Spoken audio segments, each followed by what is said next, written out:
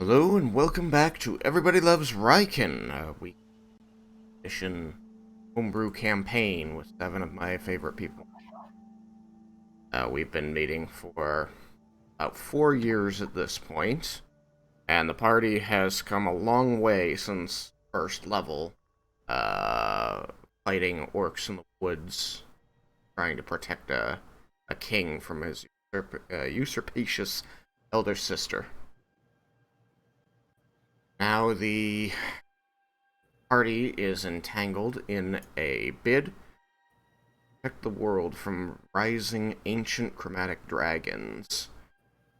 Plot and scheme isn't fully known, but is likely to be problematic for everyone. When we last left off, the party had just completed a couple weeks in Volinar, the capital of Bromdor, having been trying to campaign for and help the Drow there to integrate into the Surface Dweller Society, where they had formerly been held as prisoners of war and used forced labor. After several weeks of very successful campaigning, given the party's high charisma and strong stance, and history as heroes, they were able to get a modicum of order and a large portion of the city on the idea of giving these Drow a chance, since they had turned from Lolth, found another goddess to follow. And now, as the adventurers prepare themselves to head into the depths of the Underdark, try and find the last 2 gifts of Bahamut with which they hope to challenge the chromatic dragons, they find themselves once again given pause as an unexpected traveler appeared in the city of Ulnar, sought out Vendar himself, and challenged his life, telling the party about his history with the rogue, as Vendar assassin claimed the lives of the boy's father and mother 6 years earlier. Last time we met, 2 weeks ago, I did have the boy say it had been 10 years earlier, and I apologize. I had a discussion with the player, and I made a mistake in their backstory. I am correcting that now. It was 6 years earlier that this boy will have claimed. So, a little retcon there, but effectively nothing else changes. The father died 6 years, the mother died 5 years ago, according to the story that he tells. Okay? Okay. He emotionally made these claims in getting the party to let him seek his vengeance, and then excused himself from the room. So the party was in discussion how it wanted to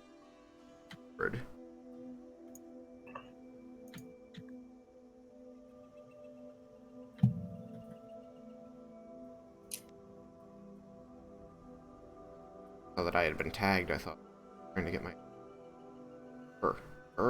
ooh. Right. The discussion had included that Vendar did not wish to fight the boy to the death, did not want to cause him any more harm than he already had. Cyrus had suggested boy that the party resurrect deceased parents, and the party was in discussion over how that might present a problem.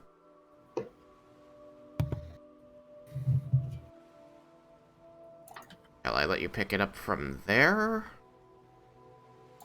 I don't see why not.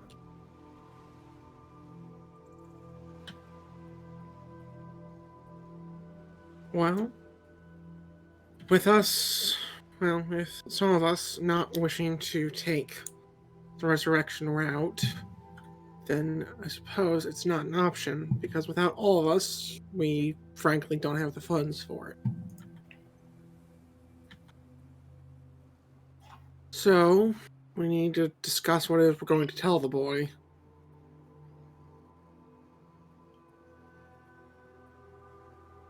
We can either tell him... Not just tell the boy anything. Try to come to a agreeable solution. I say fight the Temple of Cord. That's actually not a half bad idea, what I was going to suggest. Like, the only solution I think that the boy would accept, aside from the resurrection of his parents, and even then that might not be enough, as he said himself, would be a fight to the death with Vendar. Which, if Vendar had been agreeable to, we could have the Temple of Cord or the Temple of Bahamut oversee it, so that he might believe the outcome. But even if it's a fight to Vendar's death, it wouldn't necessarily mean that he'd have to kill the boy. He could try and spare him at the end. That may turn the boy to not wishing to kill him, but there's no way to tell for sure.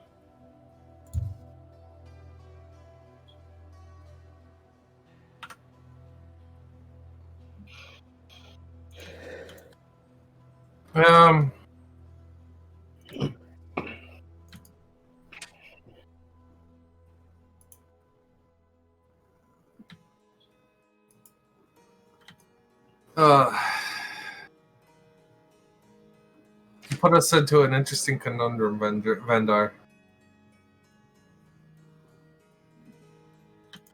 Yeah. Matter of time before my past came back to haunt me. Not Is gonna there- be a last time, I'm sure. Is there Probably any not. way for us to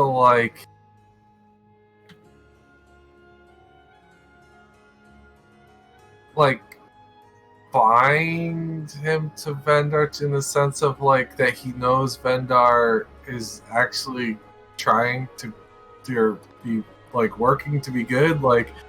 If he falls off track, he'll be there to deal with Vendar? It wouldn't be enough for him.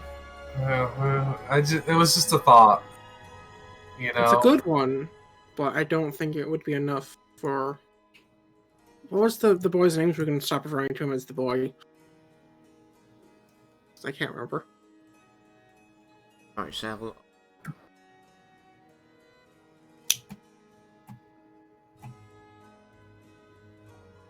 Alright.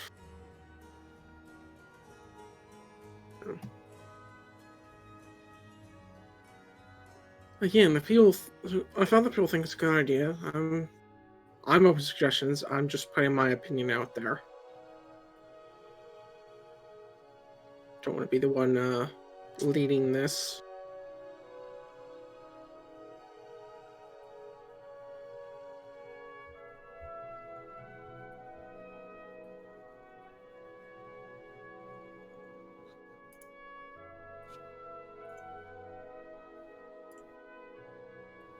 Looking at the party. Stars. Be the one to decide how to handle it. Doesn't. Then he should tell the boy that there will be a fight. I imagine we all just turn and look at Vendar. I mean, I'm willing to fight him, but I'm not going to kill him if I do. But, it would have to be something that he accepts in the end, and I'm not sure he will. Well, it could be worth a try. And with your new armor, I doubt you'd lose the fight.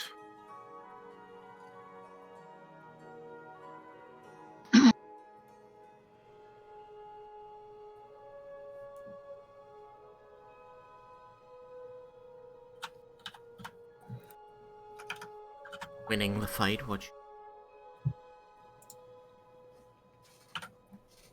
Well, losing would mean I'd die. I'd rather not be dead. And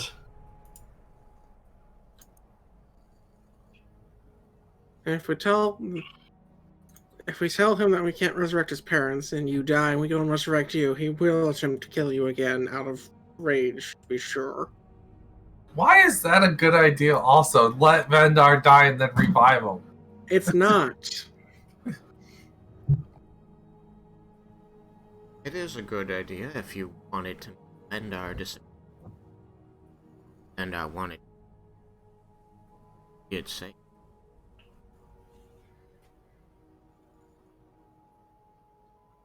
Oh, reincarnate. No. That's still against what Vendar wants to do. He wants to better his name or like do good. Oh, I know that. I was just trying to understand how you thought that would actually work. Oh. I mean, also, if Vendar is known to have publicly died very visibly in a duel, and then we replace him with somebody else that is another human, it seems reasonable that charade could go on for quite a while. There are many humans in Bromdor. And If we do end up doing that, then we have to let my sister know that I'm not actually dead. No, isn't she the one that did like put this against you? She's the one that disowned me, yes. Then That you has let nothing to him do know. with the boy, though. No, but if she knows, wouldn't she? I mean, can you Not trust her? necessarily. I trust her. She's the head of my household now. Well, like Nolia's been saying, all these decisions are up to Vendor. We're just laying out his options as far as I'm concerned.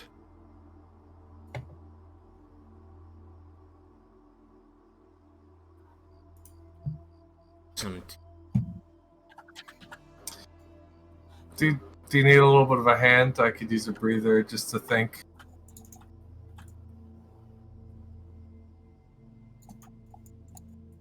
pressing the hand. Not necessarily, but it's just kind of pondering.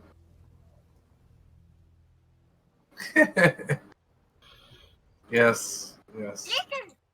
You have a fair point. I was just also trying to be helpful. I've got this.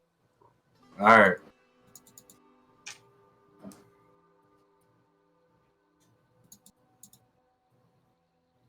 Shit.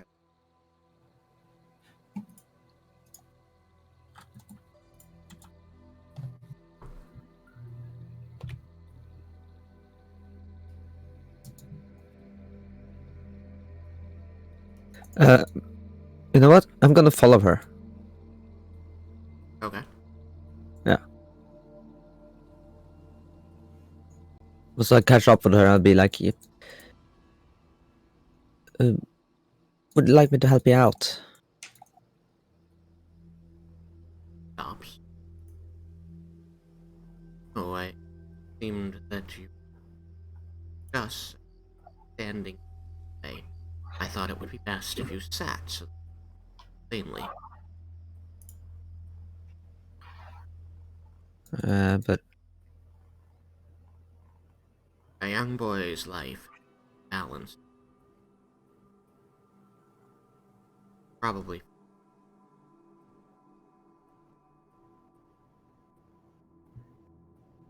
this is all just very uncomfortable.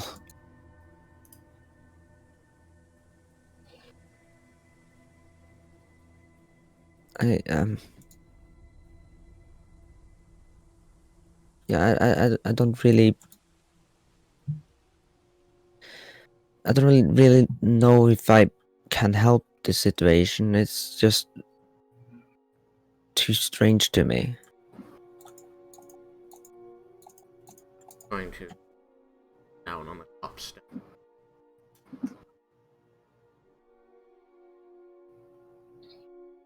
What's so that someone wants revenge? Friend. More that lost, and how like his family like caused all of this, and how he's still having feuds with them. And this is all my life. I always thought families were, friendly and loving each other, and Tilts her head.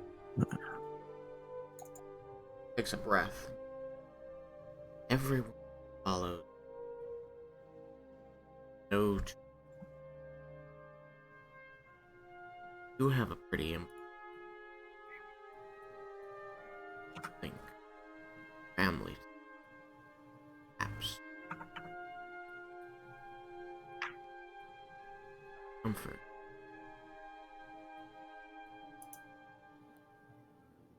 I'm not sure if they will understand. Find out.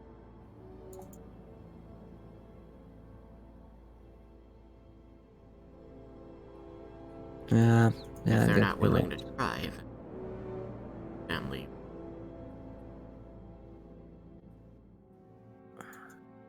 It's the only one I can get. Nonsense. Found. Unless this is 8-1, in which case you should work. Yeah. Yeah, I just don't know that I can. That would be better than what.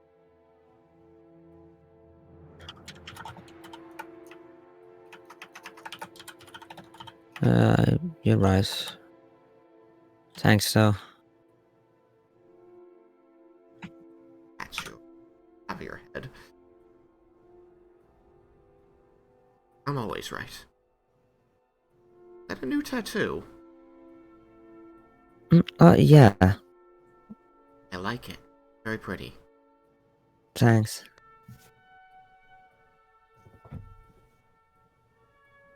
About Vendar.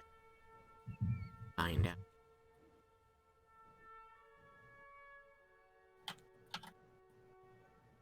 That she's going to stand up. And Yeah, go back down.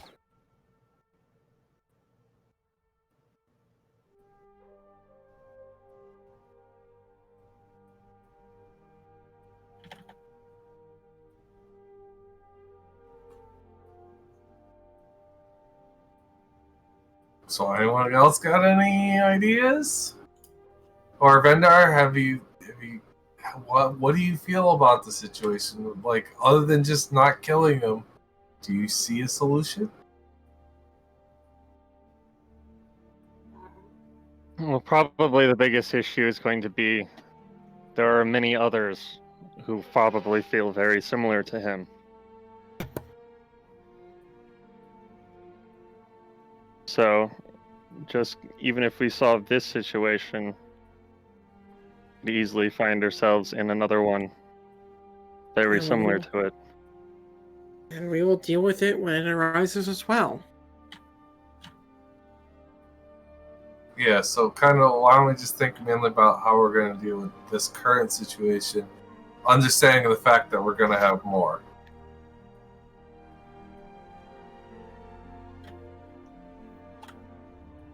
I mean, if he's willing to accept a fair fight under the judgment of the Temple of Cord, then I'm willing to duel him.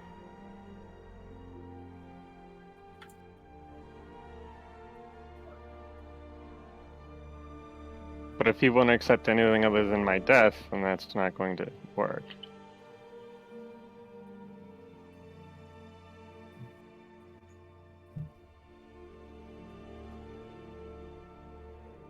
But yeah, the thought though is like just dueling. I don't know if that will quell his rage either. It's worth a shot. I guess we could could just do it and then address the situation as it unfolds. My question is, Vendar, what do you want us to do if you lose?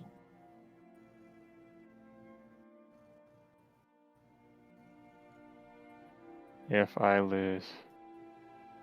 We could go ahead with the plan of more or less turning you into someone else. If I lose, then definitely. Assuming I don't lose. Assuming you don't lose, then we see if the boy will accept it as his recompense. If not, then, well,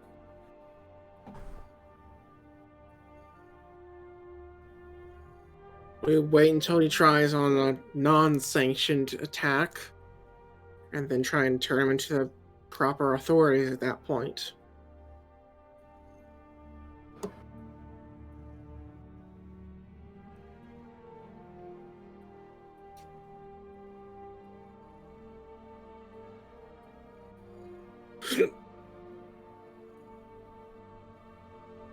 Honestly, me becoming somebody else might be the best option. But Which is again, what- and if I do that, then I need to let my sister know. Yeah, but even if you become someone else, how are you going to do that? Because someone somewhere, especially if you have so many enemies, is going to figure it out anyways. Unless you're like... out of character, has the details of reincarnate come up in character at any point? I can't remember. We discussed it with the drow, whose name is escaping me at the moment because it's been a while. Yes. Yeah, yes. And the nature there that it would change who they come back, what they come back as, which he deemed not ideal for the purposes of, making people accept the drow. Indeed. So that nature of the spell, I believe, has been discussed, and so you would probably be aware of it.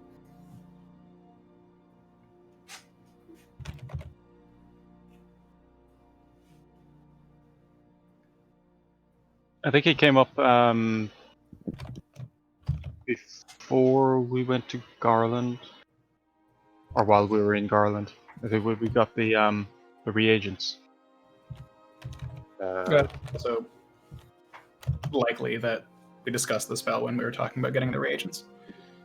Yeah, because I believe we did get reagents for 2 castings of it, or 1 casting. Just I think in it was case. 2, but I can search. But it doesn't matter now because they're gone. It wasn't diamonds and everything, though. It was just like herbs and We have a look. elements and stuff. So I don't think that had been taken because it didn't seem valuable, but I could be wrong. Oh yeah, I do have. Oh yeah, this Greater Restoration is the Diamond Dust Reincarnate. Yeah. I can cast twice because I have their reagents with 2 castings. And then there is also Residuum. I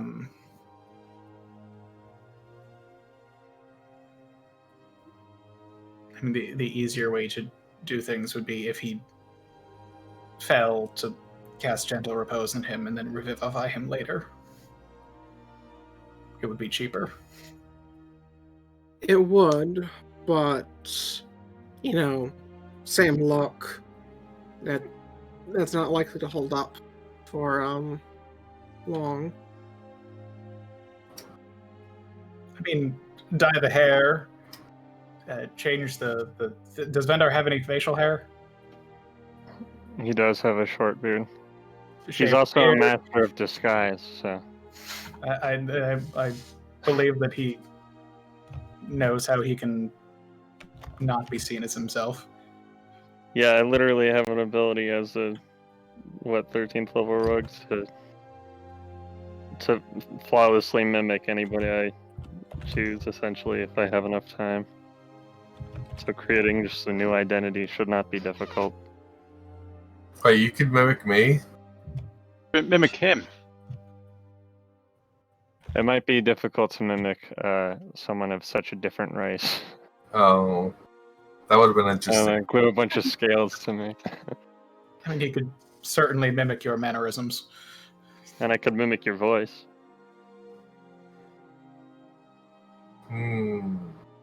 Okay. The drawback of that plan of action is that I don't know Gentle Repose, and would thus need to take the time to learn it if that was what we did, unless one of the clerics would be willing to do so. But since that seems a bit, I don't know if that is in line with what they would be willing to do around a duel of this nature that they were overseeing. Raiken? Yeah, I had meant to make that a question. I look at Raiken as I am saying that last bit. I mean, usually there's no killing in duels in the Temple of Cord. It's just about showing strength. Usually is stopped before then because nobody there that goes there usually wants to kill the other person. If you can convince the boy that a duel not ending in Vendar's death is agreeable to him, then that makes many things easier for us.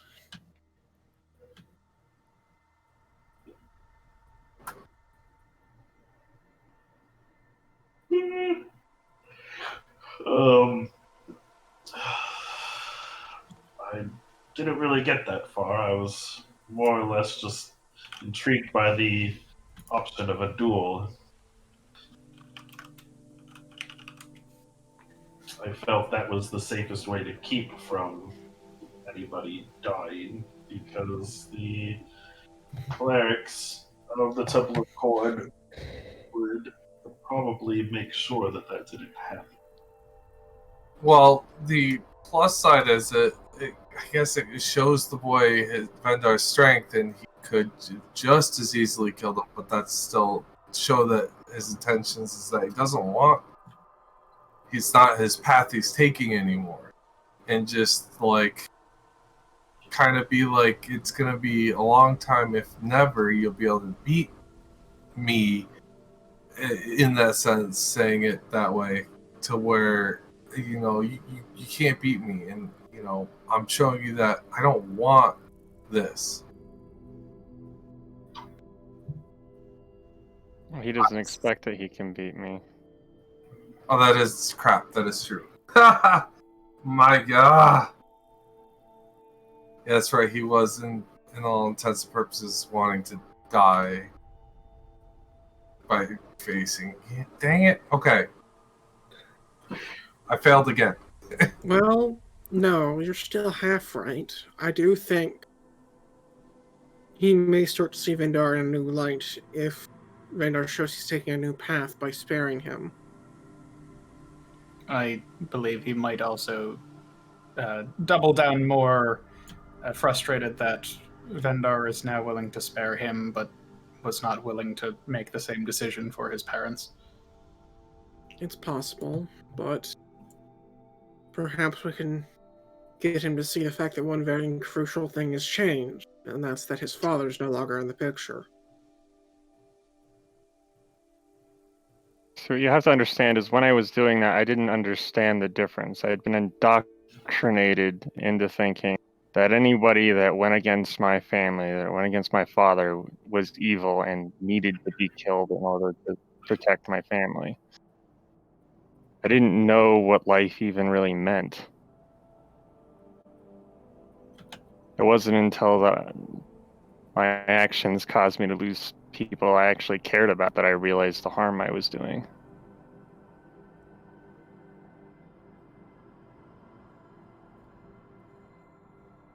Nalia.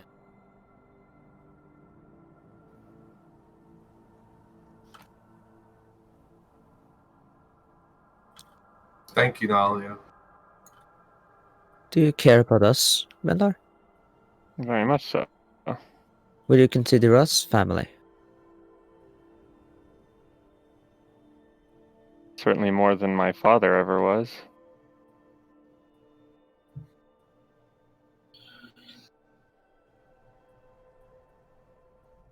Well A then, different kind of family than I would say my sister is, but yes, I would consider you family. then you shouldn't let them know that you disregard your past family and are going the path of your new family. Which is about equality and peace. Just look at what we've done in this city.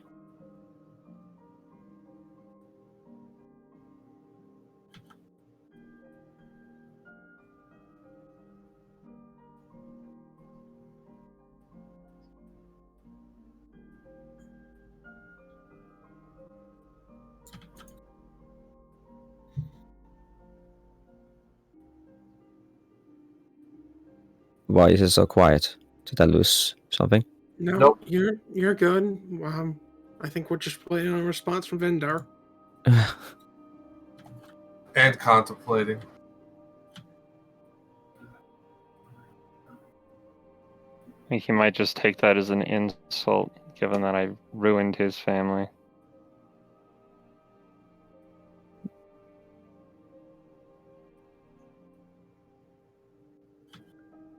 It's worth a try. It's the truth, isn't it? I mean, I would certainly like to try to convince him that I've changed, that I'm moving forward in a way that's different than I ever was. Right. I tried to convince him before, though, and he didn't seem to be very receptive. Well, if you want my 2 cents, actions speak louder than words.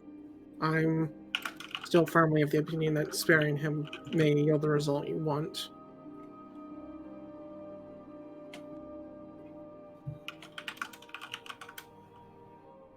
But, again, that's just my opinion.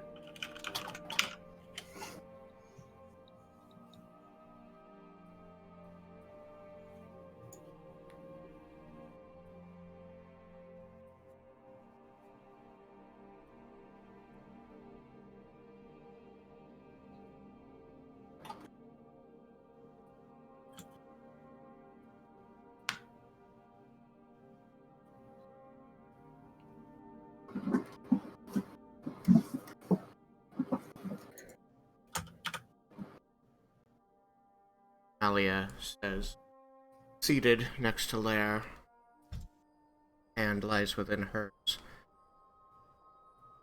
Why not let the boy challenge you, Vendar? And fight him, but refuse to kill him. I'm willing to do that.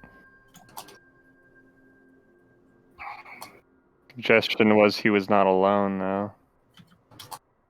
Well, that would be the point of this fight being overseen by the Temple of Cord, so that neither we can step in, nor his allies. Just you and him. If he's willing to accept that, I'm willing to do it.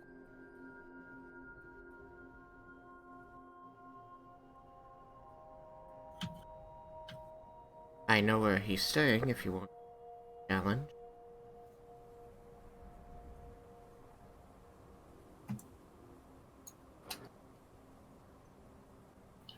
Like it's gonna be like, do it, do it, do it. Sure. Nalia's eyes light Both up. parties agreed. Eyes like Raiken. I think suggestion have the duel. Good one. Thank you. If he tries to bring any allies in, certainly begin a brawl.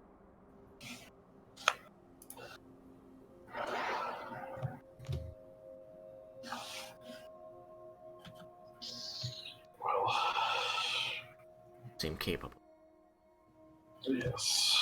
And most likely we'd have the clerics of the Temple of Cord as well on our sides if anybody tried to interfere.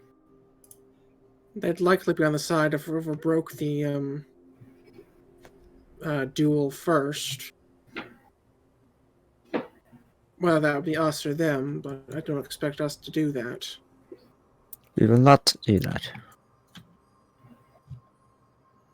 I would think, as from some, that the champion of Cord would be trained, healing, and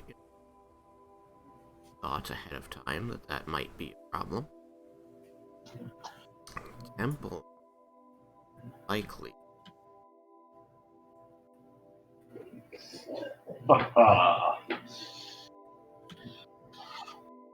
I think it would be good to have those precautions just in case. Well then, far be it from me to tell you all how to do it, but you could go to the temple.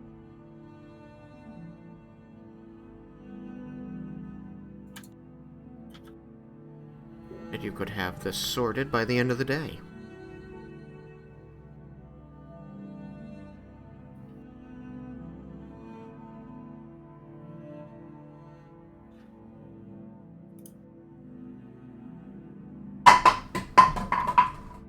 Oh god. You dropped something. Someone dropped their cup in game. Sorry. Miles waves a hand, magic fingers, up, repairs itself back on the table. Neat trick.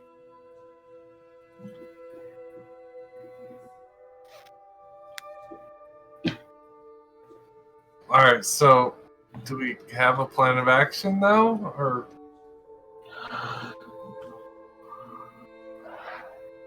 As far as I'm aware, the plan seems to be go and make preparations for the duel, and then have Vendar go and issue the challenge.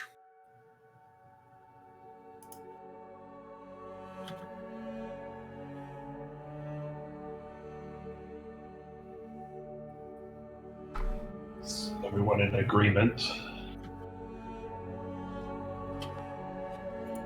as of right now, it's something to start on, and I'm with it. Aren't you lucky to have so many friends help you out, Vendar? Yeah, it's something I never expected to have. I appreciate it. The boy is staying at an inn east of my home, east of Lightstone Keep. Twilight with Cyanide.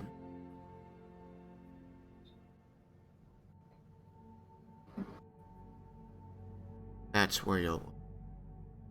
Alan.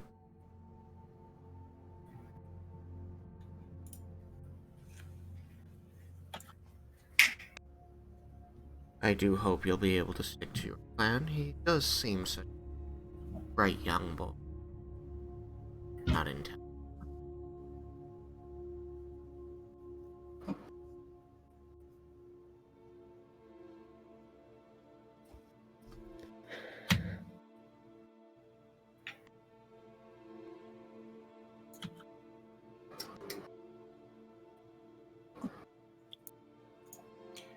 Is there anything else that the rest of us should be doing to assist with preparations and anything of the like while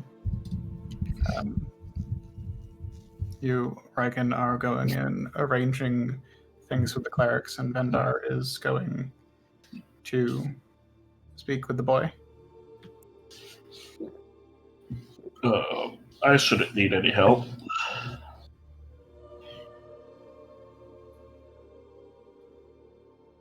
just in case he already has an ambush planned within the city, I think as many of us should stay with Vendar as possible until the duel is started.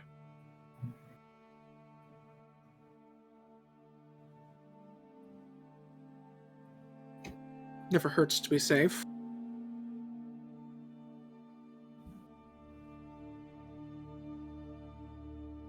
I would think that if all of us are with him when he goes to speak with the boy, that will be quite threatening. Well, we can back off at that point, but I just mean until he's spoken with him. I don't know. Again, this is just my opinion.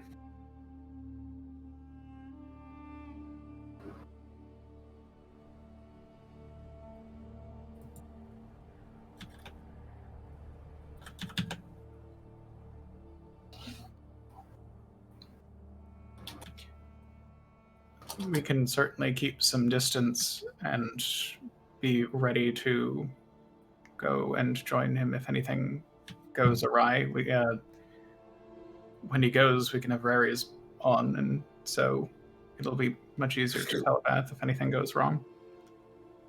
If there's any kind of ambush. Sounds good.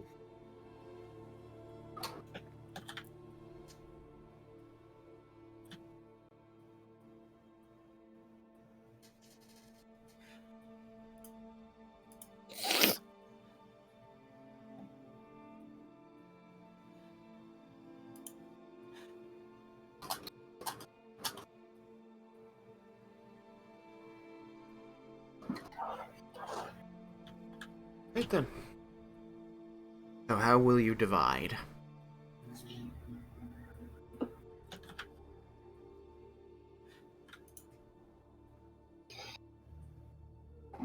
Well, from the sounds of it, we're casting the Tapak Bond spell, and then I guess we're going with Raiken and leaving Vendar to go issue the challenge.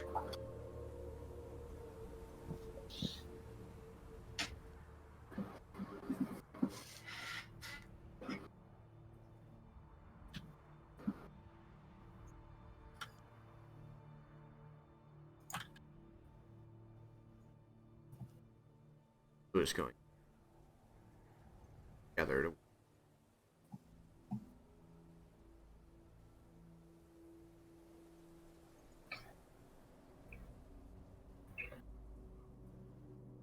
I'm not sure.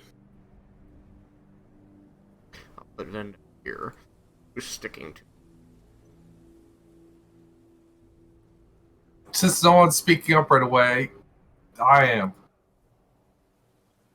Vendar's going to issue the challenge now, is he? Yes, the idea, as Cyrus explained, is that one group will accept his challenge, give him the details on where and when it was held, and the rest of the group, Raiken, see that preparations for the challenge are being made. I'll go with Vendar, so.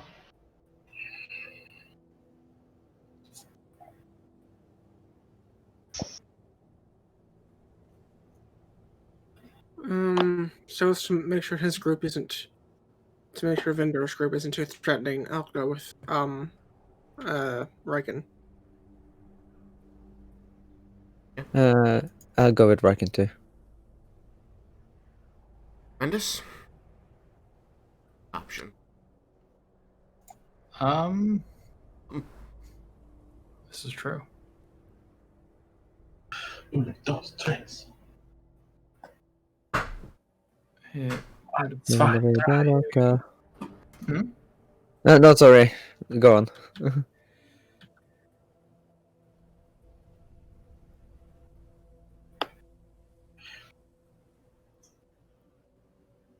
I mean, which group seems more like it would benefit from my presence? Raiken's group probably doesn't really need anyone other than Raiken going to the temple, but 4 people is still...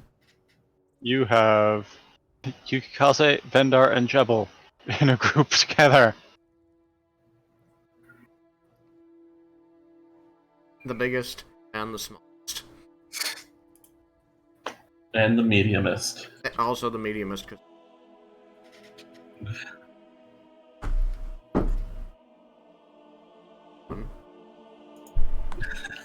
It's actually been a benefit. I'm medium in all ways and not bad at anything. Jack of all trades, master of the others.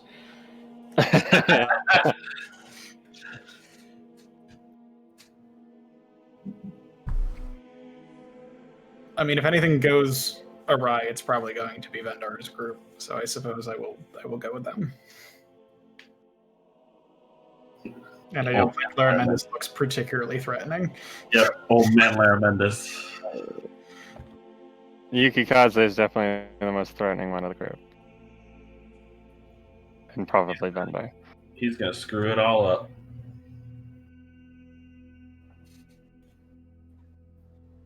But I am very charismatic. I am not.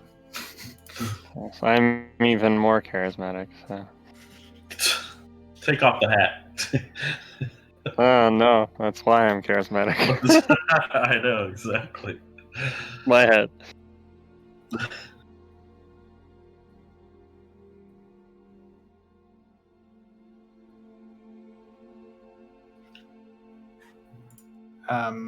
He was done with. Before leaving, I will cast Rare's telepathic bond on everyone. That effect again? I believe it's 8. Yeah. 7 of you. Who's your +1? I will ask Nalia if she wants to be informed of what's going on. She will look up from perusing a book and say, well, I don't want to say no, but I like surprises. Plus, if you don't include me, then I have excuses for not getting there right away. Want me to be? I believe that anything happening in the city, we can get out of reasonably well. I don't think that you would need to be able to show up immediately. I can be here, but providing commentary. Make no promises about it being here.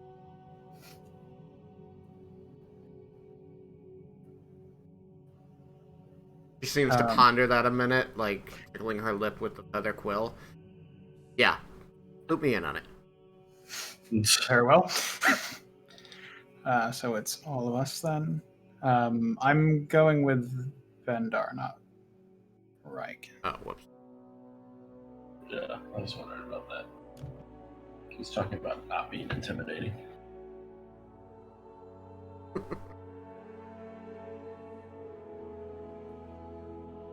Diversity Party A and Diversity Party B.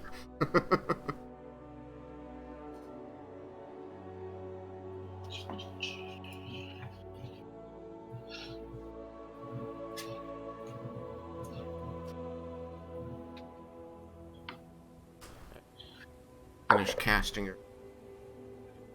Gather up and head out the door. Hi, boys. Have boy.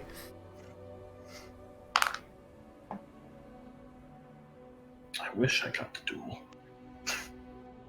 I'm sure you can find one of the clerics to duel if you so choose. I'm sure they would be happy.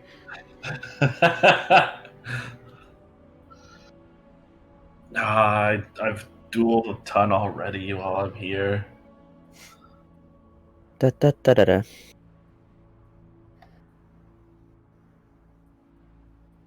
So, being that approximately a 600-foot walk from Nalia's man's sprinted, you could make it in 1 minute. Say that you walk leisurely. This The city of Volinar is not large. It is a fortress. I think we're not gonna just rush over there, but we'll walk briskly. Considering that you're 30-foot walking, moving, you're walking, that means still in there in only 2 minutes. Leisurely walking at half the pace of a sprint. And you could walk half that and make it there in 3.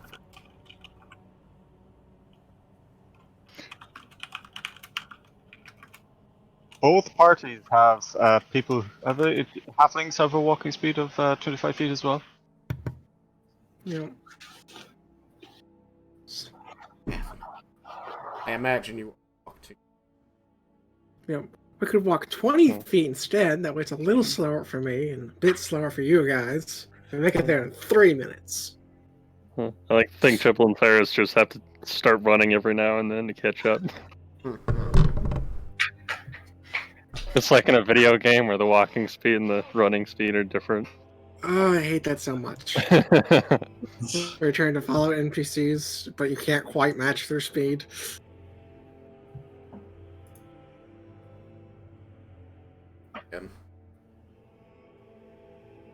Yeah, the Witcher 3 has a big problem with that.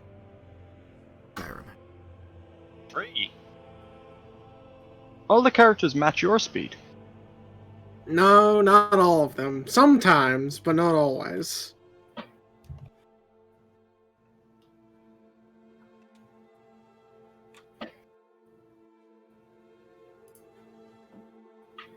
List.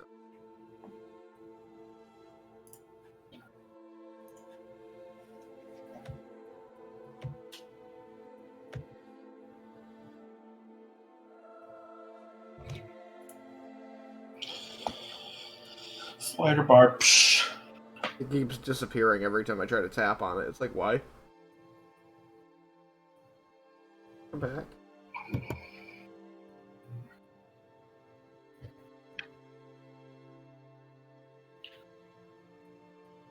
Alright, so. You 3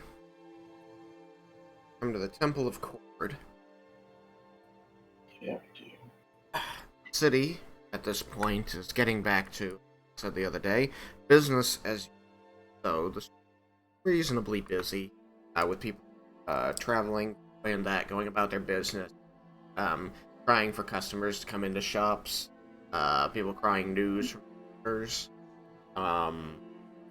visitors from outside the city, farmers, walls coming in and going. Guards are patrolling this way and that. They seem to be an amalgam of drow soldiers and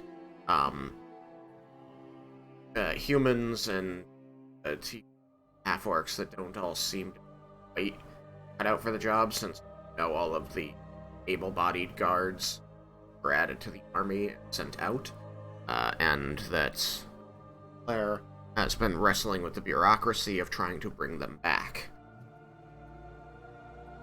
So this is the city guard, such as it is now. The best people for the job seem Drow, which were added to originally by Rowan. Now, approaching the temple, you do find tall gray stone walls reaching toward the sky. They stand about 30 feet high and seem to themselves represent or mimic the garland and ramparted walls of a fortress. So it's almost like you're standing outside a mini version of Vendar, as you come up, and in front there is a portcullis. As you step up to the portcullis, you can see that inside it is not roofed. There is open air training ground with the yellow area in the middle, where I've placed your characters already, seems to be a marked out combat ring.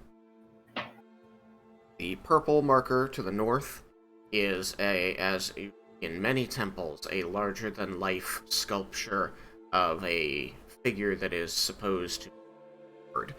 In this case, a very well muscled humanoid, in this case appearing to be a human man with lightning crackling from his fingertips and writhing down his arm, chest from either hand as he holds one out above his head, his eyes looking toward it, and the other down by his hip. He strikes an impressive and imposing figure. Within there are several both armored and unarmored persons milling about, training with different weapons against different mannequins. And there are two people sparring in the middle of the ring drive. The portcullis is raised, so you are able to walk straight in. If anything, the place gives you the feel of whether you've seen it. I know Raiken would have, or have read about it, or heard about it, but the image of a training yard for the soldiery, that would be called into castles. That's what this seems like it was made to feel like.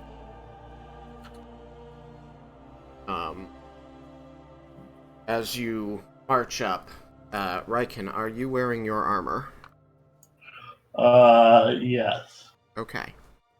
Well then, as you march in, your armored boots, your sabatons falling heavily on the sand as it is walking past the portcullis, you find that the area becomes all training sand. The two who are sparring in the middle appear to be a human and a dwarf who are in the midst of grappling for you.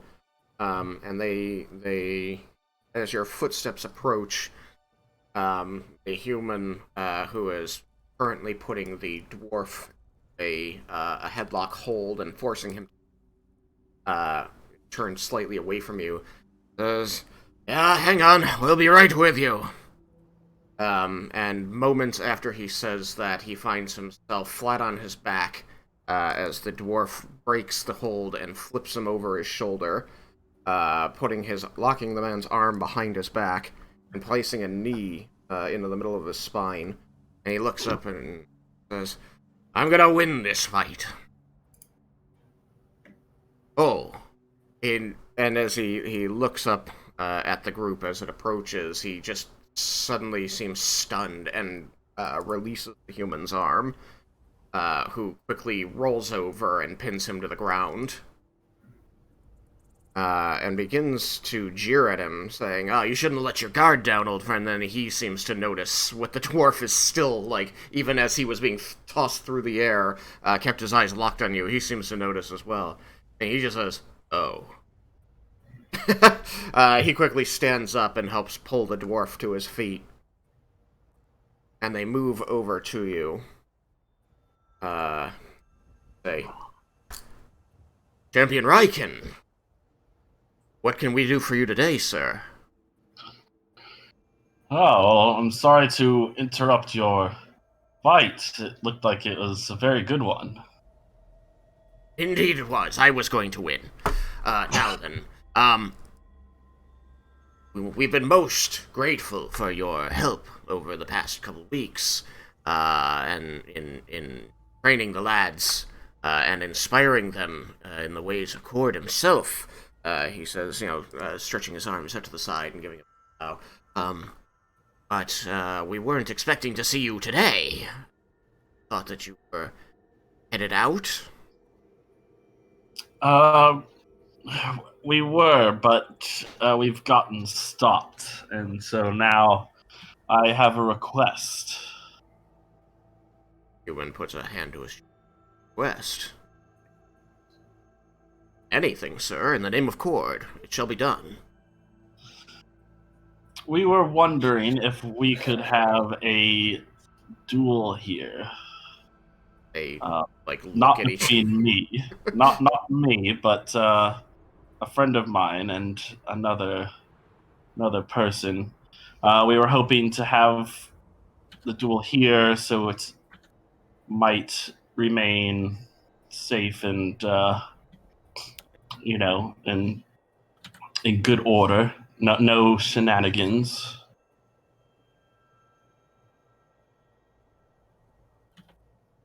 They look at each other. You know, they seem to be exchanging some wordless conversation with their eyebrows, and they say, "Well, sir, this is absolutely the place to have any duel you want to have. We can, of course, host it anytime you would like. There isn't really a set schedule. Just when the aspirants are feeling the inspiration of Cord come upon them, we take to the ring. So if your friend have his, I assume it is honor here." Yes. Happen. Is there anything special needed for the duel? Provided armor or weapons? Or anything we should know about the combatants, like that one of them is a dragon or something that we should warn people about? There will, of course, be. One is a human. The other, what was the kid? A human. Okay, so they're both humans. And they should both have weapons already. It's just we want to make sure the fight doesn't get out of hand. Like we want to make sure that one is human, the other is also human. they again share a look and say, and the dwarf says, "And why might this one get out of hand?"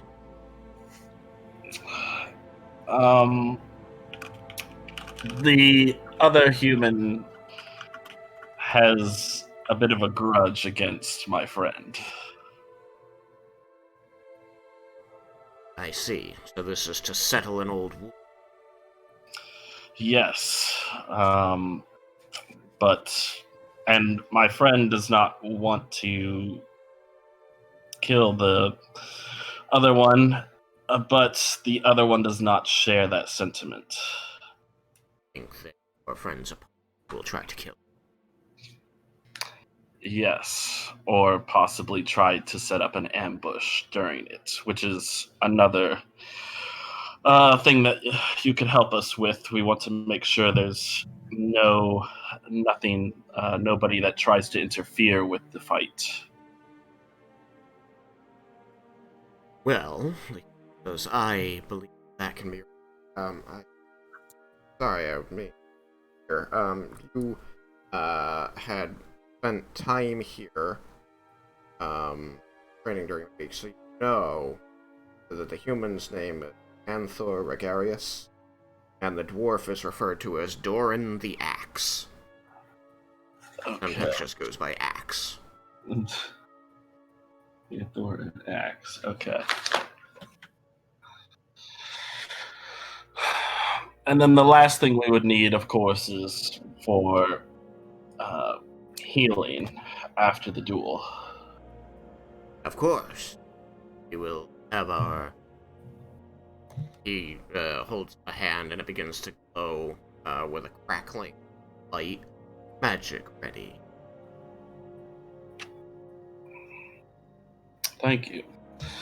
I'll turn to Cyrus and Leah and just ask, is there anything that I'm missing right now? The only thing that I think may be worth being clarified is I believe it is intended to be a duel to the death.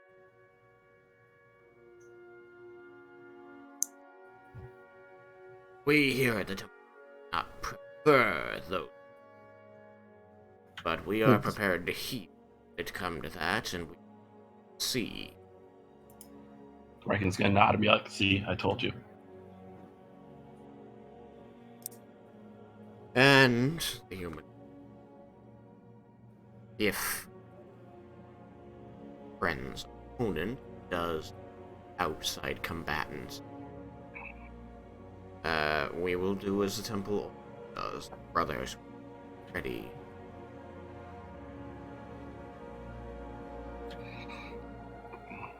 Thank you, brothers Antor and Axe. Antor and Axe.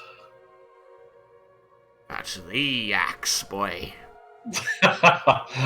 My apologies. He laughs heartily at you and says, "Well, that's all. Do you know when they'll be here to fight?" Soon. Later today. My friend is going to try to give him the challenge here shortly. He was on his way to give him the challenge, so hopefully, yes, like Cyrus said, soon. Definitely, hopefully today. Yeah. Turns at you and then looks over to Thor and says, "I think there's time to finish our duel." Oh, by all means, please. I would love to watch. And Thor sighs.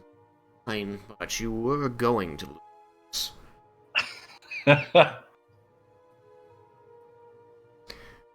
They resume their fight. Either or.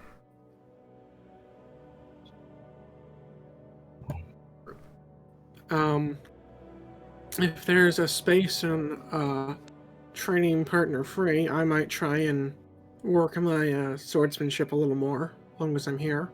There are plenty of sword mannequins to work with that ability.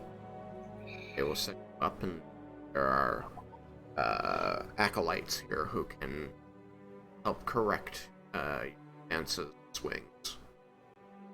All right. Yep. I don't have any ideas. Okay. So I'm just gonna sit and watch the fight, I guess.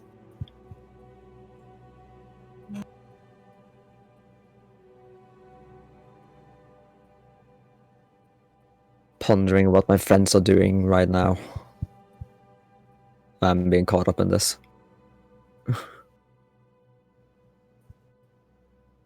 Remember that you are connected to the rest of the party by Rory's telepathic bonds. Communicate to anyone instantly.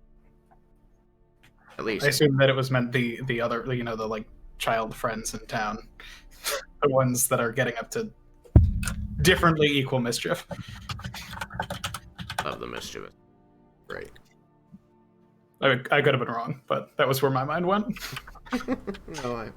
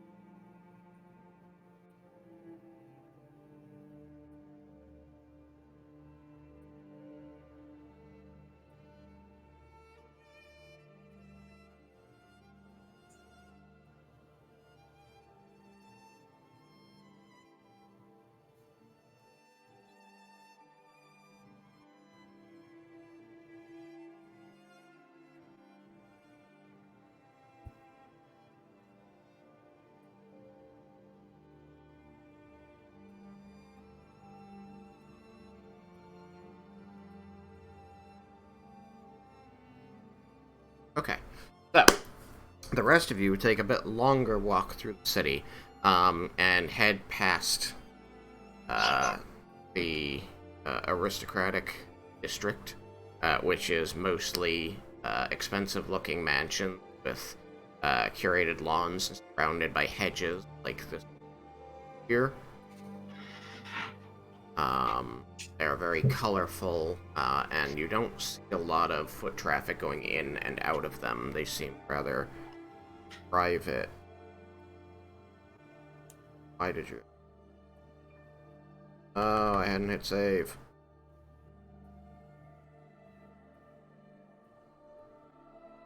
Oh, shit.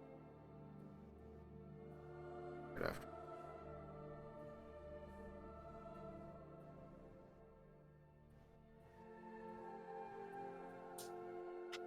Breaks. Tries to open that folder because very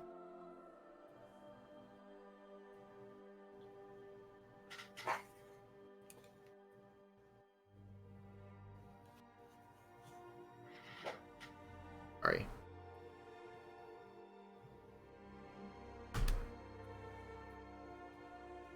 Program. It just doesn't. The normal. Shut the. Windows Explorer for some unknown, really dumb reason.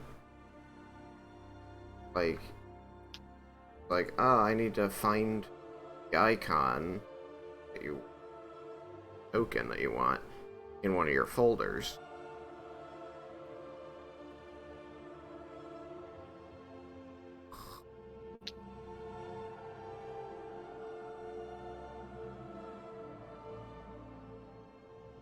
Okay.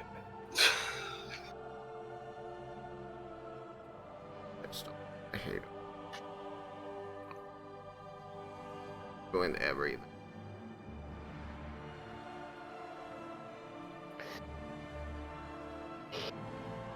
All the things.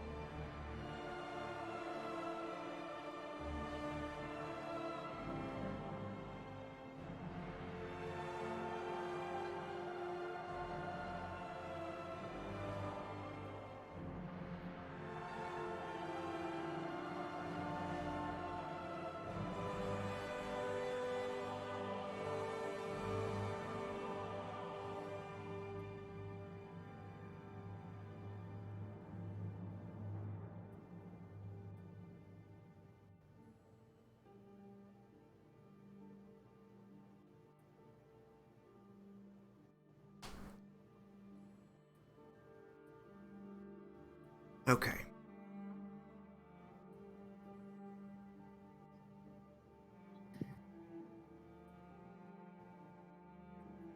So, come to this wooden inn. It's 3 stories tall. It has balconies. See men and women in various states of undress. You know, sunning on the balcony. The sign over the door, Twilight with Cyanide. It is the inn that you were told you would find Marzel at.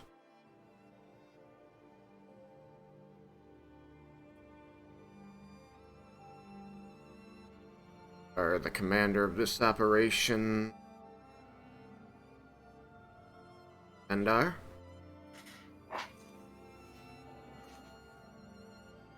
Okay. Suppose we should enter the inn and look for Marcel. Enter through the door. That, like many inns been in, first floor is largely an open floor plan tavern. Tables scattered about, a bar with many kegs of different alcohols to be tapped behind it. There are, half dozen people occupying the tables here, and several more up at the bar. Behind the bar, you like a beautiful half elf with light brown hair, waves to you as you enter, invite you. Says, take a seat anywhere. Serve you as soon as you're ready. We're actually looking for someone. It is easy to see with this few people in the room. Not the boy you spoke with earlier. Just a few tables away from you, around the middle of the room. Seems to be sharing the table and what looks a light meal with a dwarf who is wearing armor and has an axe leaned against his.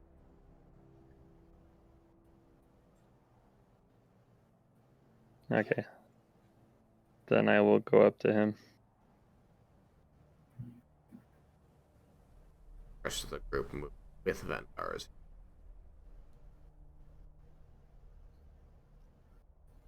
I'll be like a pace or two behind him, kind of just like let him be forward, us back a little kind of thing. Yeah. Keep some space between myself and Vendar so that it doesn't look like. Yeah, we're like on top of him. Same. We are nearby. We are obviously nearby, but like near close, but not like trying to jump the kid. Not like attached to his arm. Arrangement acceptable. Sure. Yes, I'm okay with that. The boy pointedly doesn't make eye contact with you, clearly aware that you. After swallowing his bite, he wipes his kerchief that was on the table, sets it back down, and says into his plate, "So, did you make your arrangements to try and bring back everyone's parents?" That is simply an untenable thing. Unfortunate for something we you, actually- but unsurprising. I came here to challenge you to a duel at the Temple of Cord. Accepting my duel. Yes. But under the supervision of the Temple of Cord. Therefore you know it's fair. Slides his chair back.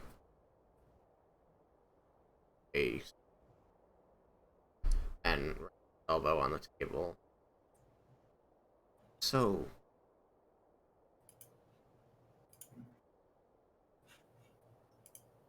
boy is 16, barely looks. What you do know about him is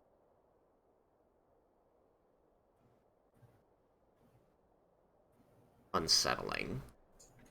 Eyes stare into you. See muscle side of his head pulsing, trying to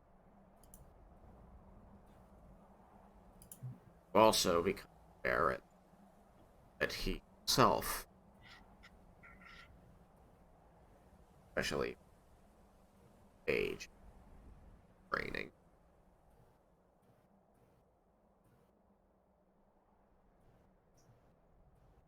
think the honorable temple of protect you. No.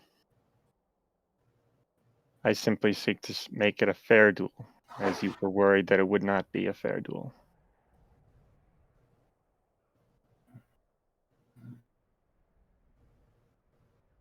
He turns to his left, looking across at the dwarf. Use try and strains remnants of food out of his around his, clears his throat and sets the kerchief down. Turns his gaze to you, and after a little too fine. When? As soon as you're ready. We could do it right now. stands up, toppling the chair behind him and trying to front on you. How tall are you? 5'10". He is almost as tall as you.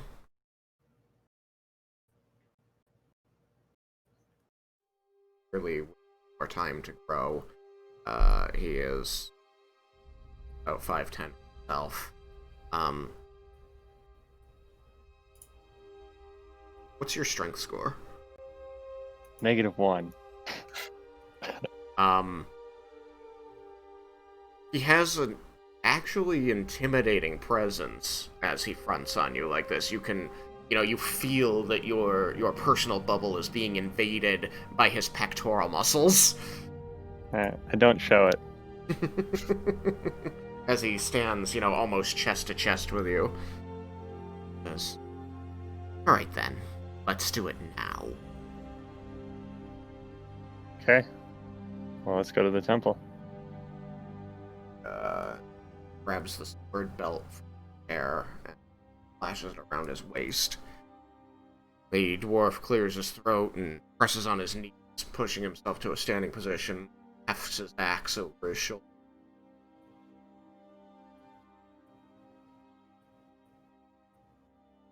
Follow you.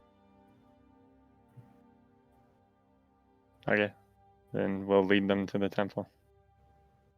You feel the eyes of several of the friends of this establishment as you.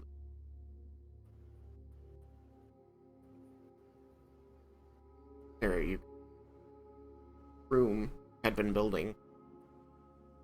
Probably as the people there were worried you would fight on the spot.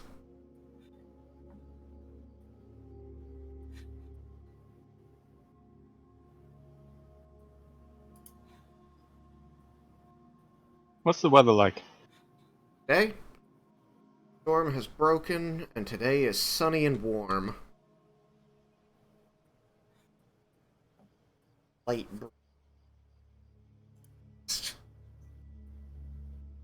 On the way back, I just striking up conversation. I suppose it's a nice day for a duel. It's a good day.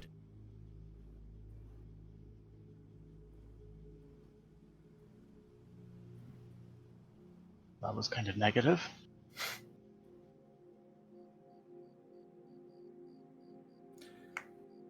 The dwarf kind of chuckles behind. Oh, not at all. You would want it to be a lovely day if you were to die, and you could die on any given day.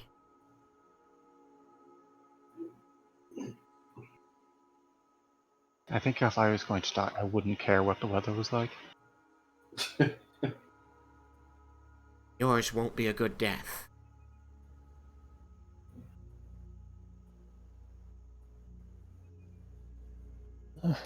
Hope you die in the sky and not in the Underdark.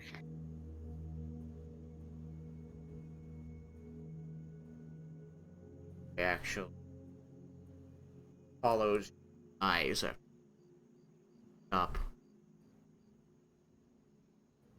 Finally, That's where we're headed. looks on. Sir.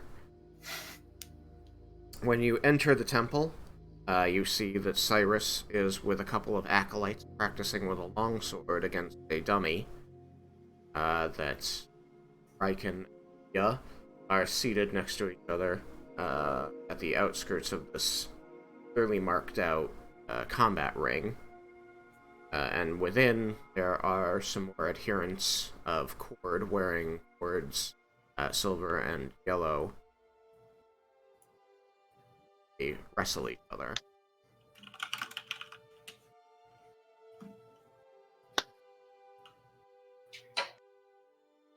Friends. I would have informed them via the bond when we were leaving that it was happening as soon as we got to the temple, that we were on our way there. Oh, okay. then we would probably So that people tell were that. aware. Yeah. Yeah, Because that was the purpose of the bond. Don't hesitate to declare that stuff when it should be happening. yeah, we probably would have telepath back then that's to say that things were ready then. I imagine we would actually tell the people that were dueling at the combatants were on their way. True, that too. And they are not wrestling when you arrive. They are standing, a human and a dwarf, the vestments of Ford, awaiting arrival at the edge of the ring. When you up, bow, giving a glance toward Raiken. Am I supposed to bow too?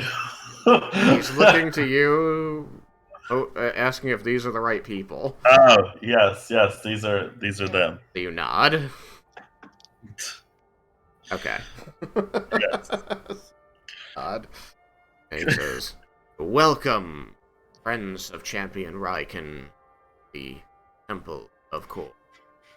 Here we have prepared the arena for you to settle your old in just and fair combat." Orf kicks his hand. So they're hoping that you'll agree to make the combat non-lethal, but we've got clerics on standby. Kinda like tightened, shrugs his shoulders, investment, pulls on the front lapels. In case you can't find yourself accommodating that. Who are to be the challengers today? I'll step forward.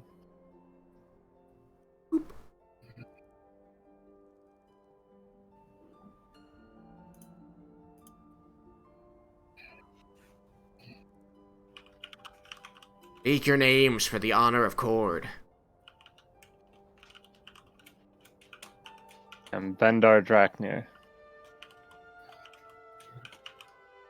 He nods and then pauses, eyes going up and says, "I see. And you, lad?" Looks to you with utter disgust on his face that he tries to... "I'm Marzel Aldrich. I've brought my own weapon, but have you armor here that I can use?"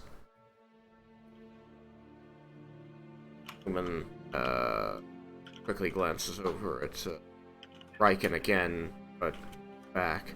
Says, "We were informed by Champion such accommodations would be made. Of course,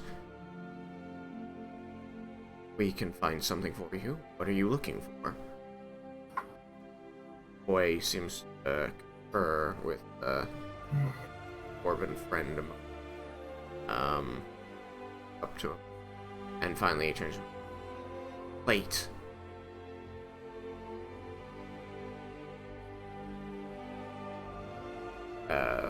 Anthor wrings his hands. "We'll see what I can find." I'm starting to get a sneaking suspicion. I'd like to subtly cast Detect Magic and try and get a look at Eldritch's sword. Okay.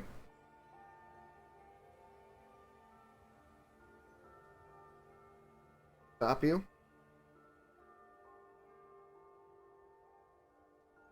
Sword does not appear to be magic. Alright. At least there's that. Is there other magic within range? I mean, Yeah, lots of it. So it's not That attached is to the other party. magic in range, not in possession of a party member. As you do this and focus on these things, the acolyte with you is going to smack the back of your head and say, "Hey, focus on the target." sorry, this is possibly going to be the end of my friend's life. I was a bit distracted. Once you Might finish we, these reps, we can watch the fight. I'll try and finish quickly then. It's going to take several minutes to get that armor on the kid. Come on, your arm's a little low. Swing higher. I do so. Practice. Guy interrupting magic casting because he doesn't know you're doing it. Well, it's not like I can let on that I'm doing it. Also, I assume I need to make a concentration check for the smack. Good. Deal any damage, but and since he's distracting you. Oh wow. What's my con save? Okay. High. Yeah, it's high. And thank goodness too, because I rolled a 3. So I got an 11. Managed to hold on to detect magic. In the middle of your group of friends, so it's hard to pick him out, especially since it's blocked. There's the direct line between you and him is blocked by Jebel. There's a glow of many magic items over there. Yeah. It's possible anything he's wearing could be magic, but it's also possible that nothing is. I would try and maneuver for a cleaner line of sight once I get done with my practice. I was actually going to approach the dwarf anyway. Okay. Around behind there. What do you want with the dwarf? I want to ask him, how long have you known, Marcel? Oh, Marzel? about 6 years. Do you know his parents? No, I did. Boyd lost him before he found me.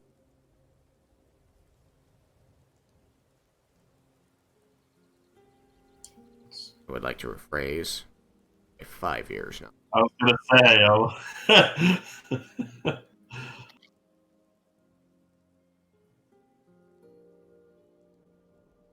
He's very angry. Aye. Understandably. As anyone his age would have any right to be afterward. Should be able to get his vengeance. I saw to that. What then? Then, as any warrior, live with the emptiness.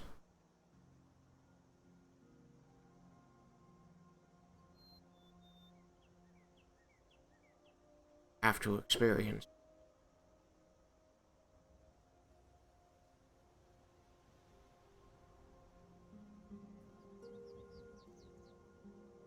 And Thor will return with a set of plate armor that seems approximately the right size for the boy and starts helping Marzel on with it.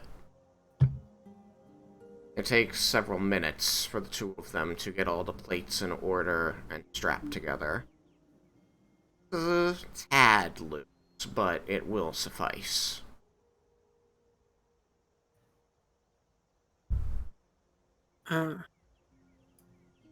With my clearer line of sight, am I able to see any magical auras on him? How long does detect magic work? I think it's 10 minutes. Yeah, I think it's 10 minutes. His shield is glowing. Then I will telepath to the group. Don't mention this because then he'll know that I've looked into it. But watch out for his shield, Vendar. It's magic. What kind? Voice in the sky. Illusion. I will say illusion. Interesting. Wonder what that means. At least I think Not a the- real shield. a real shield is an illusory shield. Yeah, I will look over the shield and confirm it because of my free use of detect magic. Okay, you So cast you the would spell. obviously be seen to be casting a spell, just so you know. I always had it on. Like No. It's you get Every- to do it for free and whenever you want, but you still have to cast it. yeah, but I thought we agreed earlier that I recast it every 10 minutes. I know I didn't do that when we were at the yeah, we were at Tuca because they didn't allow magic, but obviously right back when I'm back not in Tuca, I will do it. I mean, it's still going to be problematic in any city that you start casting just walking down the street. Oh, okay, in that case, no, I would Yeah. have it off. I do find it funny. It's like you don't really know what we look like because we're always just a big glowing aura to you. I mean, they don't specifically disallow it here, and you would have been able to use it like when you arrived, obviously, and there was just you against the world. But now that like order's been restored, it would be seen as impolite to be casting magic like that all the time. Right, and I'm sure someone would let me know that. Oh yeah, definitely. Especially like when you were working with the kids. Yeah. Probably casting it, and then they, what are you doing? Oh, we were worried you were gonna cast like a fireball or something. They can't tell the difference. They just see hand signs, and if there's a verbal component, they just hear words. Right. Remember, the world, it's not, like, Tuca is strict about it, but the whole world is very, scared of magic. Gotcha. So if you start doing that, it's likely that, especially now that this duel has been seen to, and this area is now, like, surrounded with a wall of, acolytes, somebody, if you start casting, somebody's gonna, like, grab your hand and stop you and say, you can't interfere with the duel. Yeah. I wouldn't. Okay.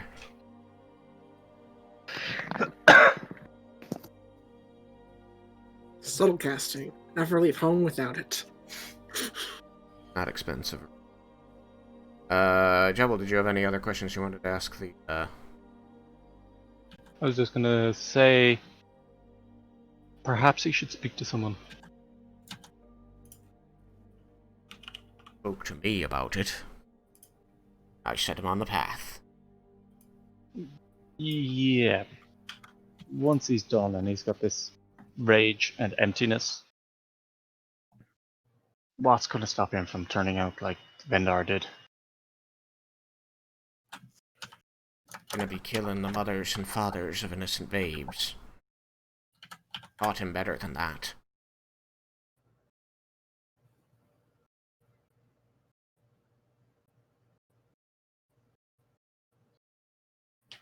He was hoping, and I'm gonna go back to the other side of Armadus again. Where does it sound like he is from? Vendar. Okay. I'd like to go line up beside Raiken and Leah on Vendar's side of the mat. Or pit, whatever it is. Okay. Down.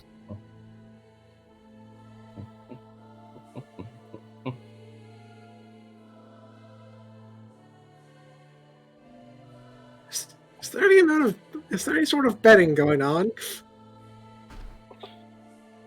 Well, among the acolytes? Yes. No. They know that this is honor duel that may be to the death, are treating this effect. In other cases, there probably would be. You've seen that happen a lot, but they seem to be treating this differently. Okay, good to know.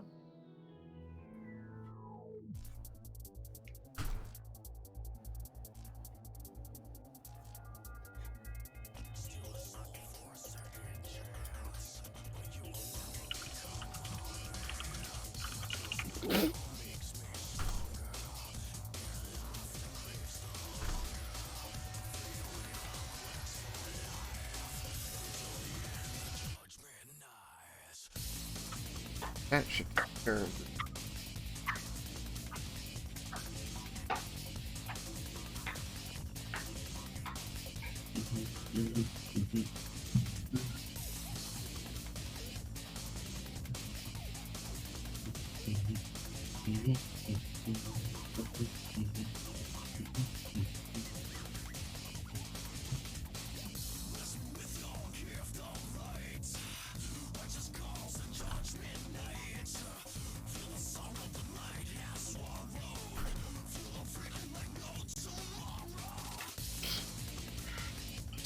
Okay.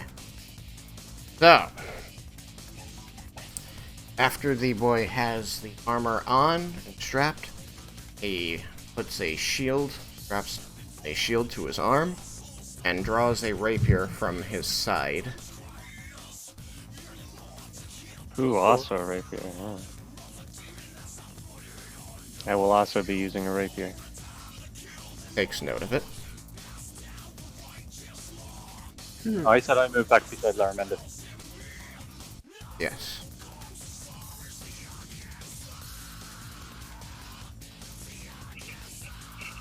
I guess I'm curious. Yep.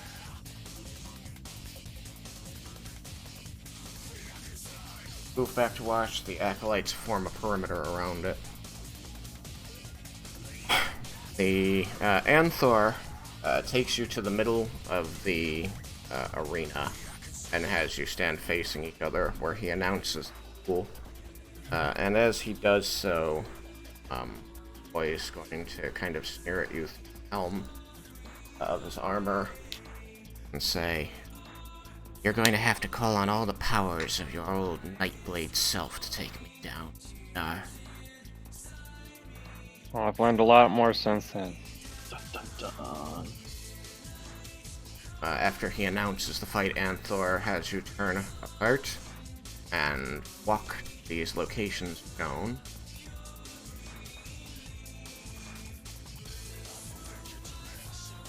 Or he steps out of the ring and counts down to begin the duel. You may roll initiative. Ooh, not good. So 10 total. It's like as low as you can get. It's not quite, but close.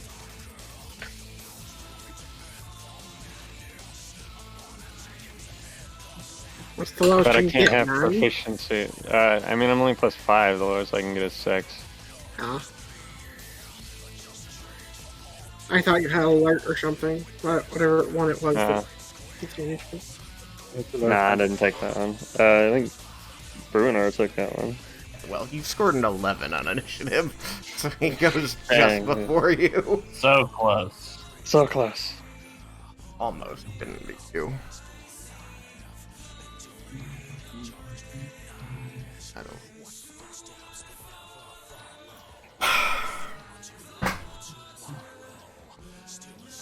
He puts himself into a combat stance, one that you feel recognize, setting himself low and placing his shield between you and him, before shouting, "Prepare yourself, Vendar!"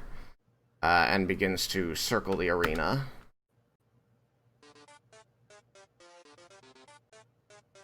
Coming to strike at you from his side as he kicks up sand behind him in his mad dash to get to you.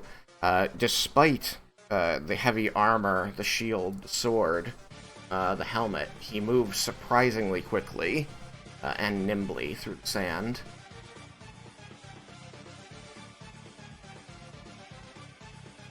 He raises the shield up to clear him, to block his face, and thrusts underneath it at you with his spear. Making axe.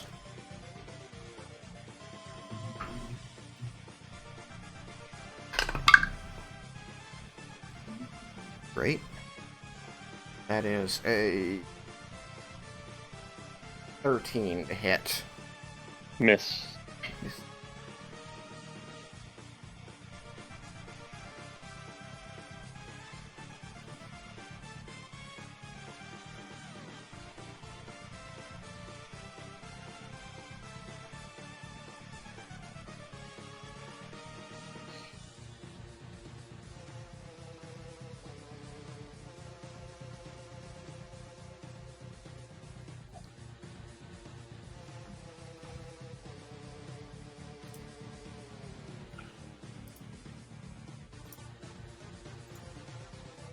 Okay, so he thrusts at you, and you pull back away, and kind of snake your body around the blade, just barely anticipating his thrust. Strikes again, doing not much better. 17? Also a miss. A miss. Makes the axe at you. And then he will break away.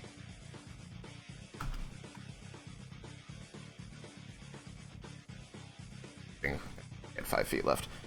5 feet. Can I make an attack of opportunity? Bye. It's a 21 to hit. Miss. Damn. It seems that as he broke away from you, he took advantage of his knowledge of the terrain, how the sand would shift beneath him, and he manages to just glide under the attack, sliding over the shifting sand before regaining his feet and backing it fully away. He then clatters the sword against his shield and goads you to attack him. Okay, I will go up and stab at him. Right, you close the distance. Would you like to be directly in front of him or off to the right? Off to the right. Okay.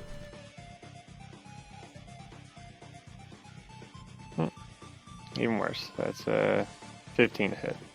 15 to hit will live. Okay. Is your only attack? Yep. Right. Yeah, I guess I'll just stay here.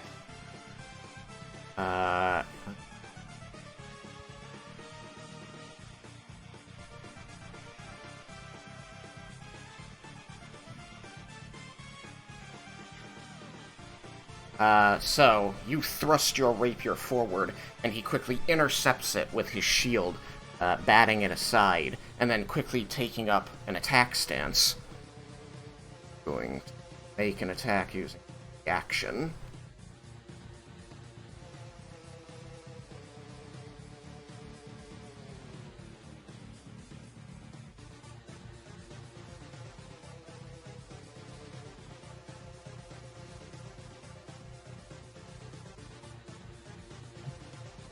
He attacks as a reaction.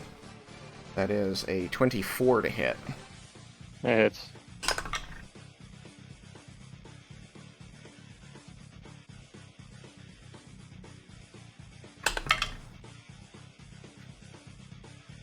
Eight points. Oops. Yes, 8 points of non-magical damage as he brings the sword around, following his parry, and riposts at you with the blade, cutting a gash in your cheek. And Okay. his voice rings inside this helmet, and he says, "You're going to have to do better than that."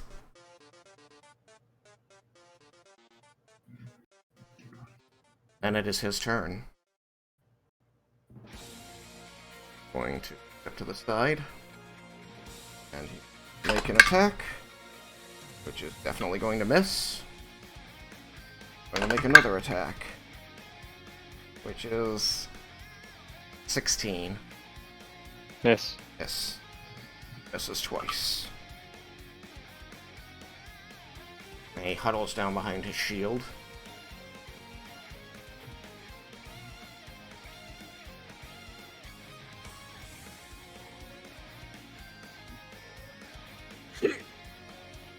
My turn? Oh, yeah, sorry. This turn is over. I'm going to stab at him. Okay. It's 23 to hit. 23. That will hit.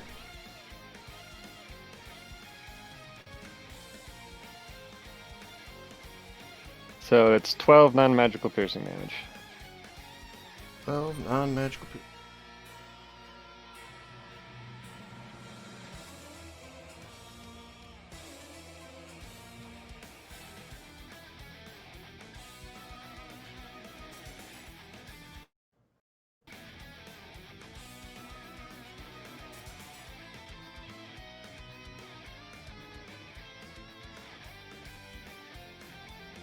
Action then. And reduce that by 6 points. 6 points. As he manages to get his blade in the way just enough to make it a glancing blow instead of a full-on stab. Okay. As the blow glances off a less armored part of his body. Hey, Pansy. Why did you do it? Because it was what I was taught. I had no choice. Strikes at you. Another 16. And again. We're all got low to hit, low to attack rolls today, huh? It's a day that we need them. Today's that day. I'd rather not die. He misses you twice more. He says, "Hold still, and let me avenge them!"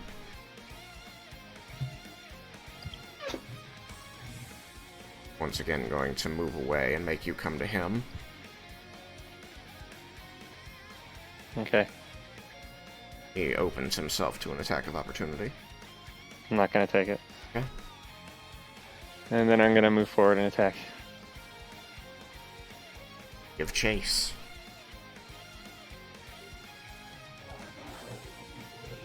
It's 21 to hit.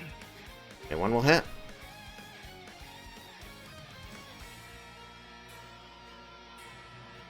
Nine non-magical piercing damage.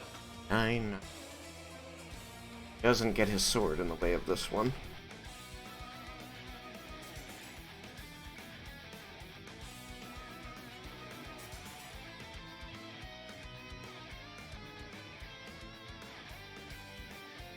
Takes the hit. And again, he lifts his shield.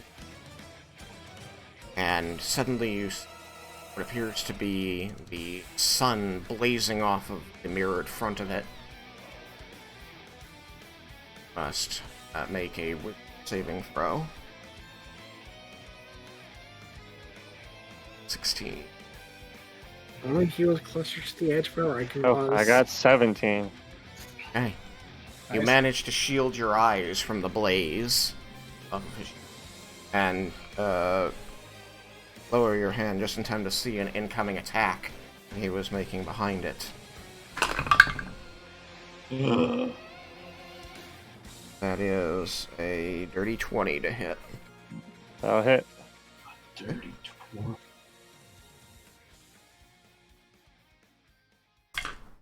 How do the clerics look seeing the trick when the shields come out? They don't seem bothered by it. Alright. I didn't think they would, but I thought I'd double check.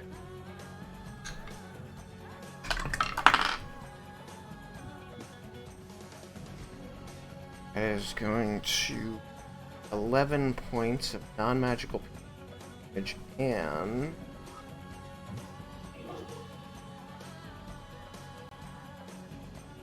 you must make a strength saving throw DC 15. And I'm going to use my uncanny dodge to have the damage. May do so. So does it have it up or down? Is it? It rounds down when you have. So 5?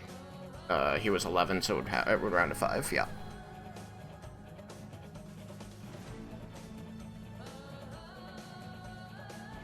Oh, I got only 15, so it's a 14 strength saving throw, so I failed that. Okay, you are prone.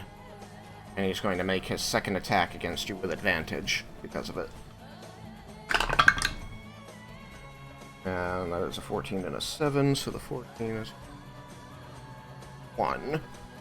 That'll hit. Okay.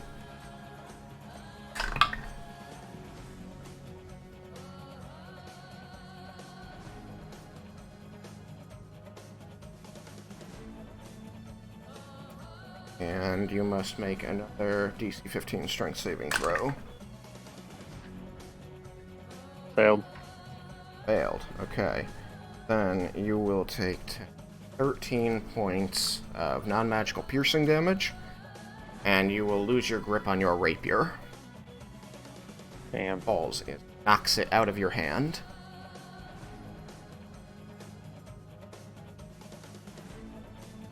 As his bonus action, going to pick it up in his shield hand, meaning he can't benefit from it.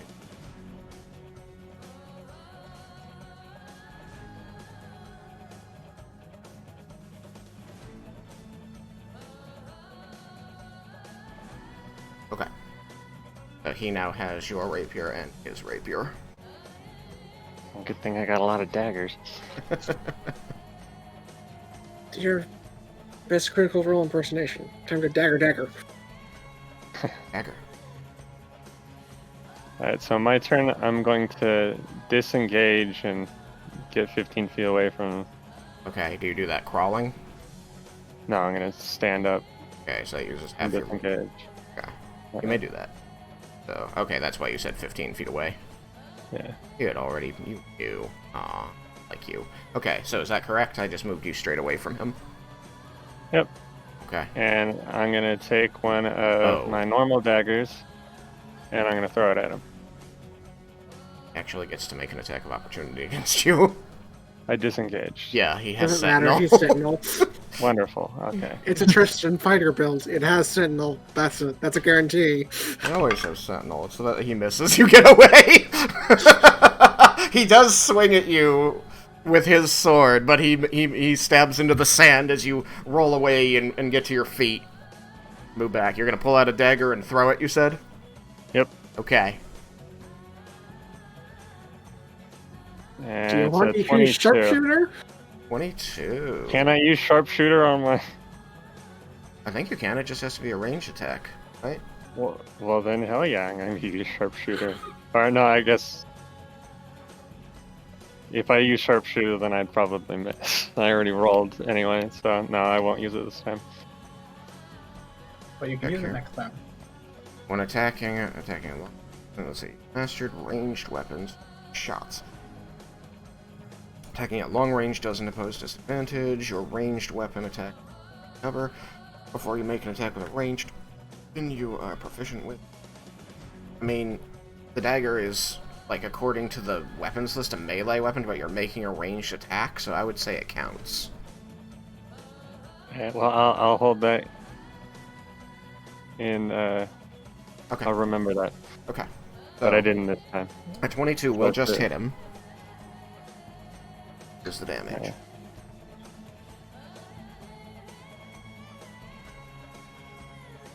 Okay.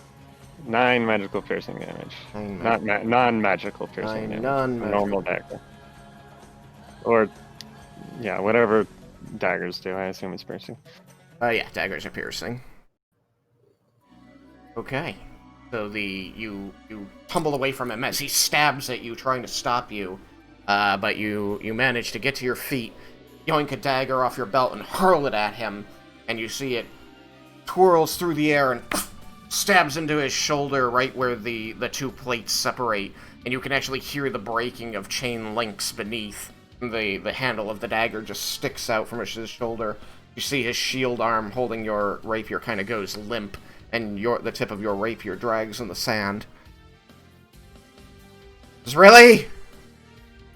This is how you choose to fight me? That's how I know how to fight. Where's the killer?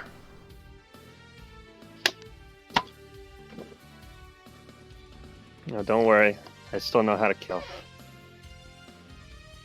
Just learned when to do it.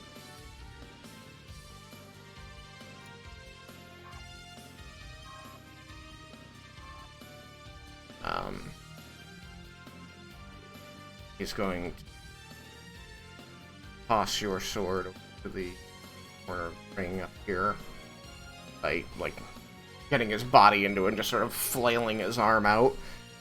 You see him wincing, slits in the visor, as he pulls a dagger out of his shoulder and throws it to the ground.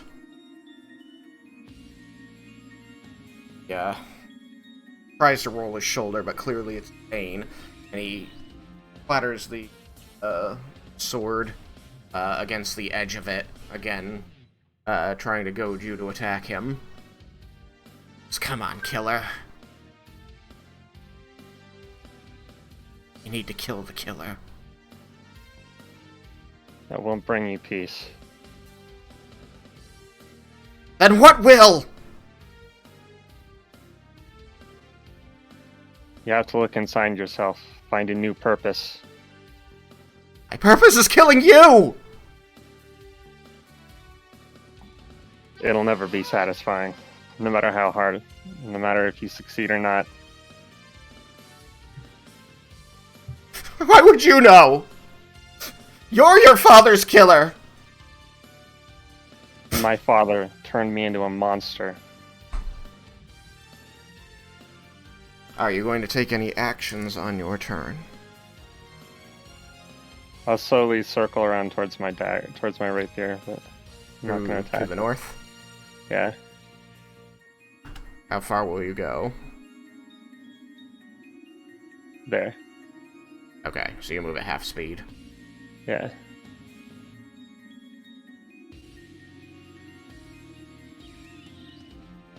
Going to step forward and try to shove you back into the, using shield, try to shove you back into the statue of Cord.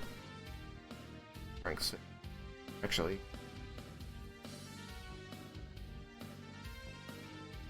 If it's just a push attack, it's an athletics check. It's basically a grapple. That one. Can I use my dex instead?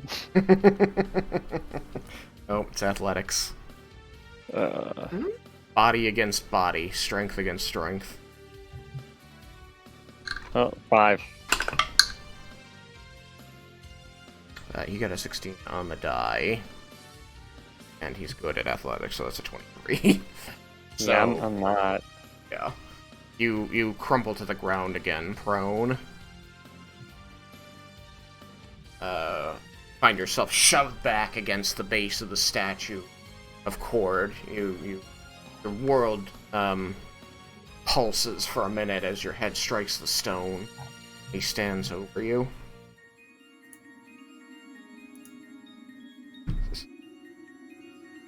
Of course, a fight like this wouldn't satisfy me. Where's the killer?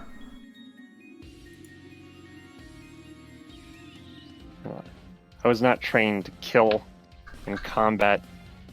You wanted to fight a killer, you would have just died before you had the chance. He strikes with the sword again. A hit. That will deal 9 points of non-magical damage. Can I use my uncanny dodge while I'm on the ground? I think so. Okay, then I'll have it. I think it just says that you need to be able to see it coming. That is what it says. Would I be allowed to use my bow in this? If it's on you, you could draw it. Nothing is prevented. Okay. See that he's got a crossbow strapped to his back.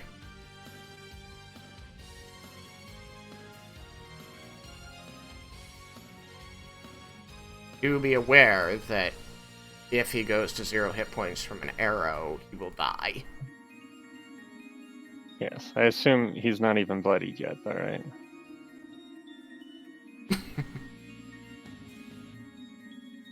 Yet. He is a few levels lower than... Got less HP.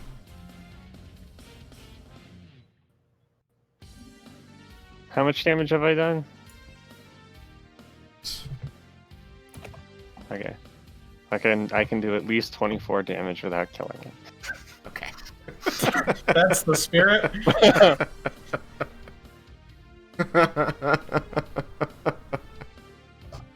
So he stabs at you again while you are prone on the ground, and seems very distraught at not feeling the satisfaction in the fight that he had been looking for.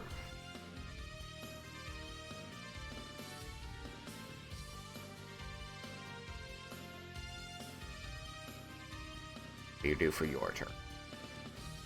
Okay, I will Stand up. Okay, room. I will go over to my rapier. This square. You are able to pick it up without triggering an attack of opportunity. Oh, well, I want to go in there and go ahead and try and trigger the attack of opportunity anyway. Okay. You will take it.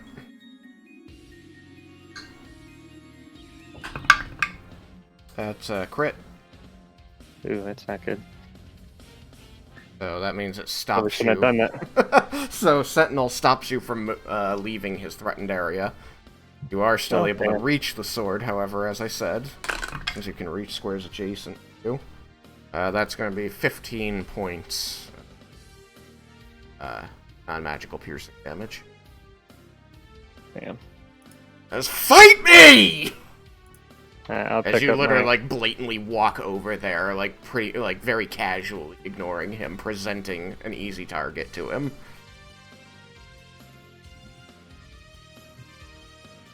Alright, go ahead, more. Okay. I'll pick up my rapier and stab at him. Okay, you do so. It's 24 to hit. That's gonna hit. That's another 10 non-magical piercing. And,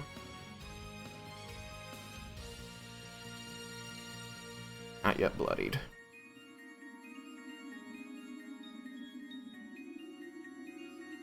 But he is clearly injured. All of this. You've been landing some good hits.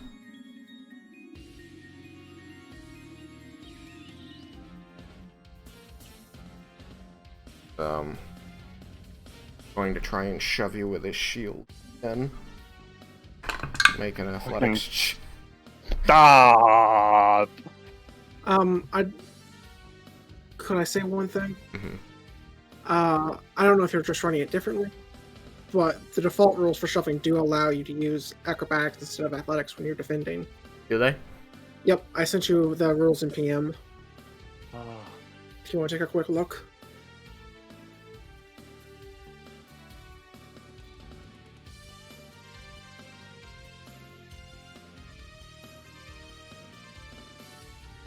Oh, okay. Cool. So it's basically exactly like a grapple check.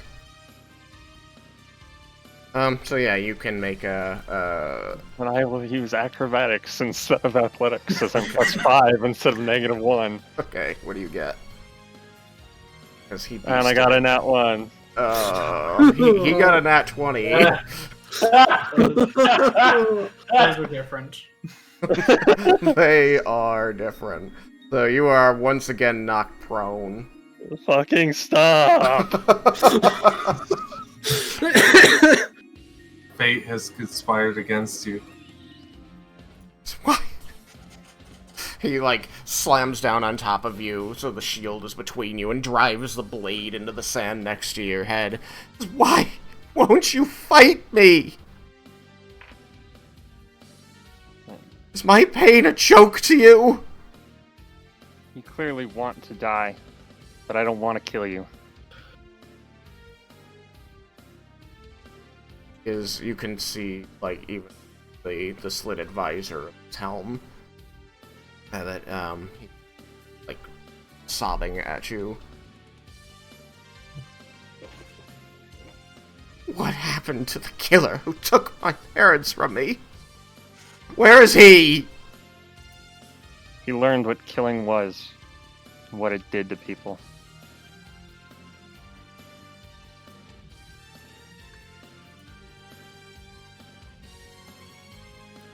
He's going to push himself up off of you, and with a mighty cry of, "Ah!" He's going to throw the rapier to the other end of the arena and stomp back toward the middle.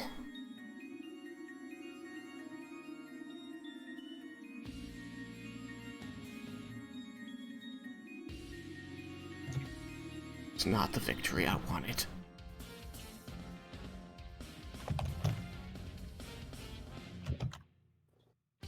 I'll stand up and I'll walk about 10 feet behind him.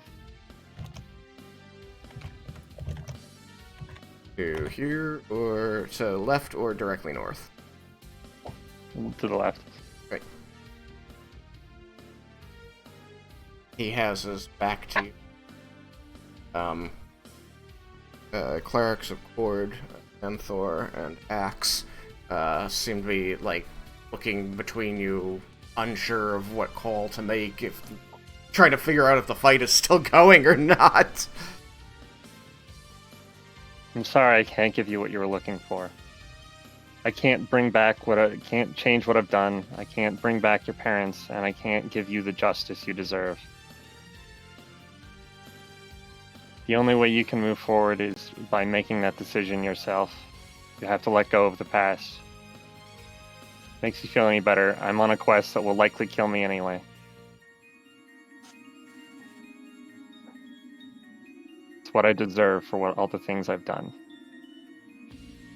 As you speak to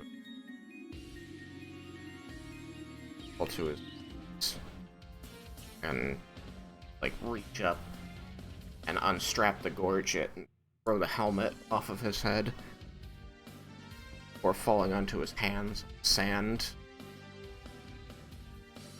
How can I avenge their memory? How can I make things right for my sister? Forge a new path. Vengeance isn't what you think it is. It's never what anybody thinks it is. And most often people wouldn't want to be avenged. Because the path that puts their loved ones on is not a good one.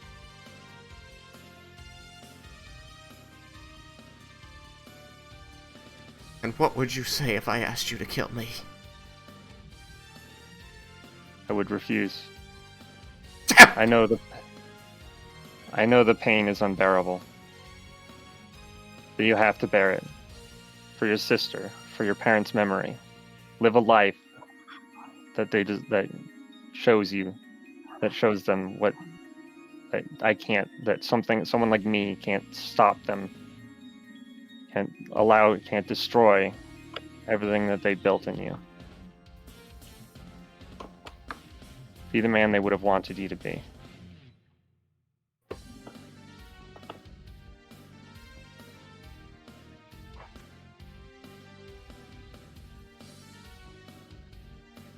Won't be easy. But you have friends. You have family still. Your sister. Go live your life. Try. Find what makes you whole. Be a better man than me.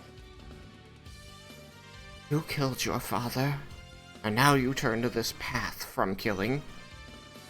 Did that not complete you? I was on this path long before I killed my father. Help? It did not bring me any sense of peace. But what it did is it allowed me to know that he could never hurt anybody else.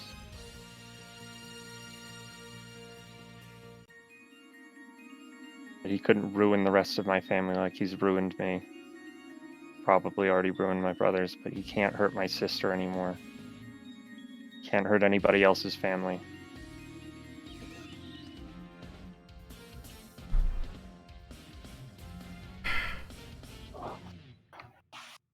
Tell my sister when I go home.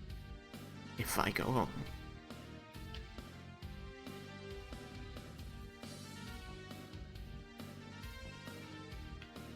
Tell her you learned that revenge doesn't solve anything.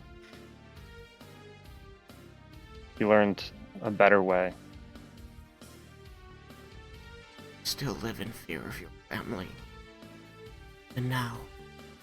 You no longer have any reason to. I would never hurt you. And my sister is not my father. My father was the reason everything happened. His endless greed. His complete lack of any morals.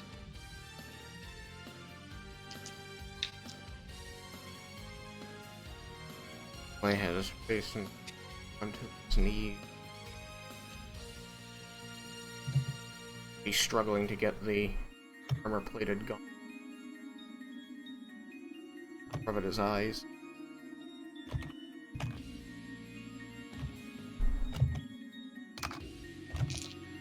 No. Since time.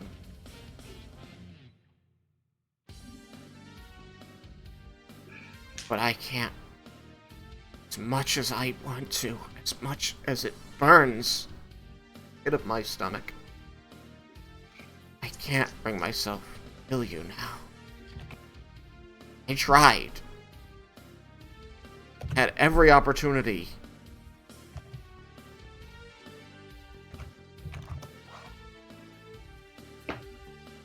I was convinced that you were still that same monster. Why couldn't you be him? Why couldn't you give me that closure? It wouldn't have brought you closure. Even if I was, and even if you killed me, it wouldn't have changed how you feel.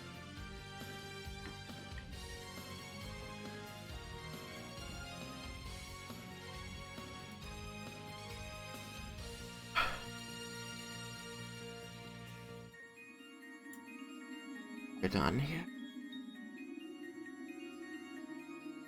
I don't know what it is you seek in the unknown. But if it's this noble cause,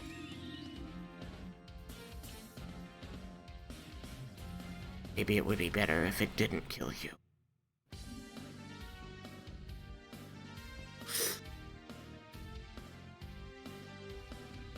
It's no longer my place to judge.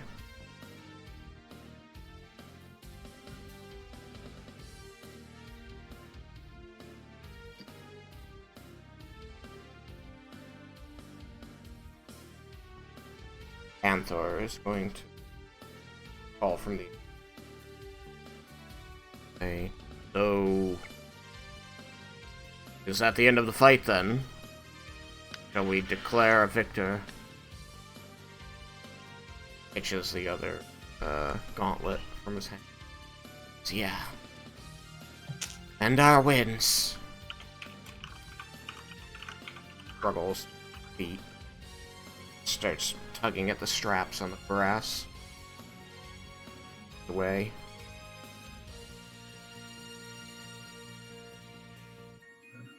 As he reaches the edge of the where the from he turns back to face still.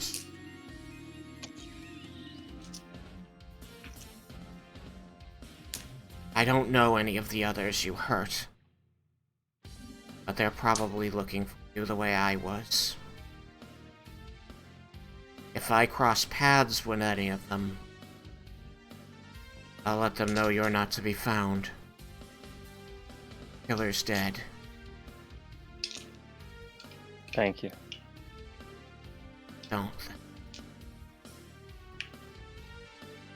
Stay on whatever this path you've made for yourself is. And don't take anyone else's parents. That's what you can do for me. I promise, I won't.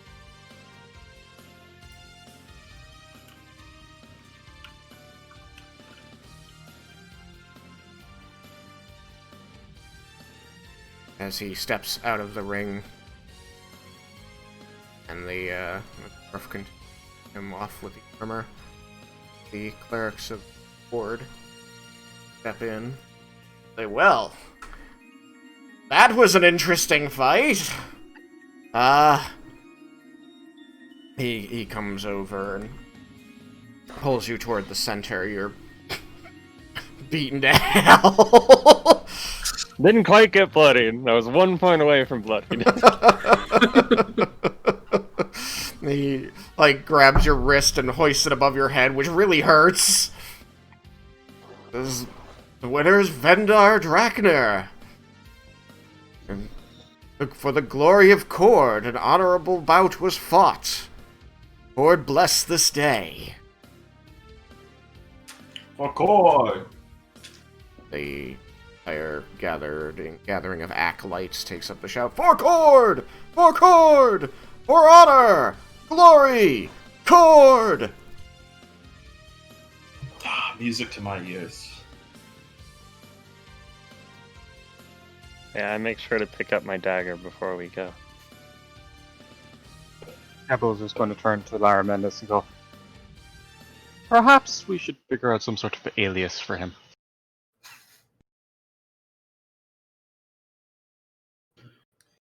Certainly worth discussing. Vendar Vraknir. Well, that went rather well.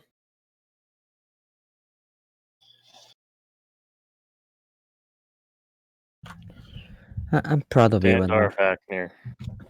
Can Vendar get, like, super inspiration? Vendar can have inspiration. Super inspiration. Oh, I think I already have inspiration. Gift it to somebody if you're there. Who doesn't have inspiration? I doubt. Well, you get that gift then. Good thing you mentioned it. Not my intention, but thanks. He gives you the old inspiration, though. Uh, Keep the new one. Yeah. Just Yeah, so he gets the super inspiration. you can have the old dusty inspiration. I'll take the new one. Fair. Yeah, we could call him just simply V, and then if someone asks what's V stand for, he could just be all V for victory, and then hold his hat and look all hat. Look all hat. Anime He looks all star. hat. Hell yeah.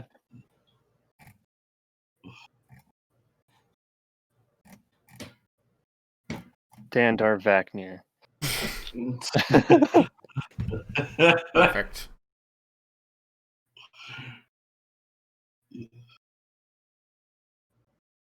Alright, well, it's just about 10:30 now, which is our normal stopping point. So I'm gonna call the session there. That was good. Everybody can take 700 points of experience. All right. Thanks, Vendar. Yeah, doing all the work. Vendar definitely did the heavy lifting guard today. But What a good idea by Raiken. Yeah. he did bring it upon himself. I'm glad Raiken made the suggestion, because I was going to make it about 5 seconds right after that. I was planning on making it literally after last session. How much experience did you say? 700. Okay.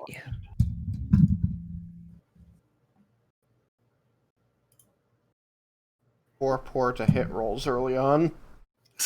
Just all like 6s and 7s. Preserved Vendar's life, though. Yeah, didn't even get bloodied. So, are you saying that he was at 6s and 7s? Yeah. Yeah, he was at 6s and 7s. I gotta use the restroom. Be right back. So, that was episode 60. Everybody Loves Raiken. Woo! I think it's important to take a moment here and just point out the growth that all the characters, especially Vendar, have undergone through the story. Because, I see this fight, this very, telling moment here, as someone has come and challenged Vendar, and Vendar has chosen to be the bigger person in the situation, to not, lower himself, killing them, to not rise to the... And it's just so... It's just such a stark contrast to the Vendar I knew at the beginning of the story. I remember when you guys were traveling years ago, when you guys were traveling through Aspara fighting zombies, and you were in farmlands, just endless farmlands, and so Vendar was running low on arrows. And when he asked where he might be able to buy some, the local farmers pointed him to a huntsman who lived in the woods. That maybe that guy has arrows since he hunts all the game around here. And when that guy tried to charge you 10 gold for a single arrow, Vendar tried to kill him. I was going to mention that. So I remember that. But I just want to say, like, that's character growth right there. That is someone who is faced with their shortcomings, somebody who is understood that they can't take on the world by throwing fists all the time and has grown. And I want to make it clear that I'm really appreciative of that kind of character growth. So, good job, Jacob. I really have enjoyed the story of Vendar as he grows from this tool of his father's abusive will into a hero. Thank you. I try. We've been playing this game for 4 years now, and from the original group, only Raiken and Vendar remain. Thomas, you're still here, but Bruenor is not. Nope. I think that's the only character we've had die. I think you've been pretty lucky. Been in a lot of life or death situations.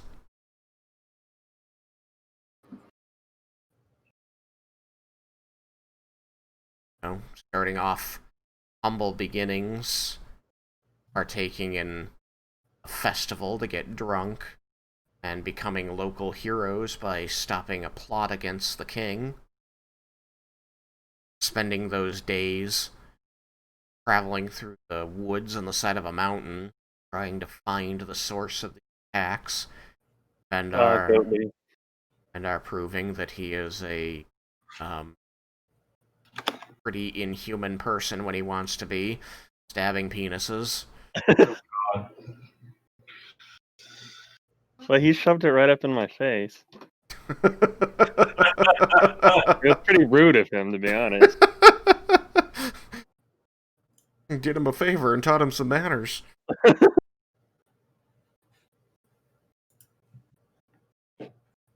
Adding on Leah when you reach Despara to help you fight the zombies and learning the plot of the necromancers. That was a good addition to the group. What do you think she'll bring to the table? Oh, damn. His heart was in the right place. I don't...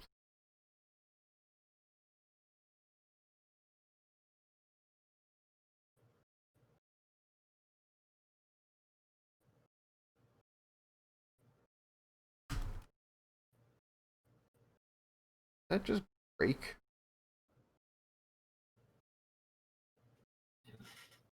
I mean, at least it was now. Yeah. Like, what I want. Red boat broke on my server earlier, so it could be broken. There.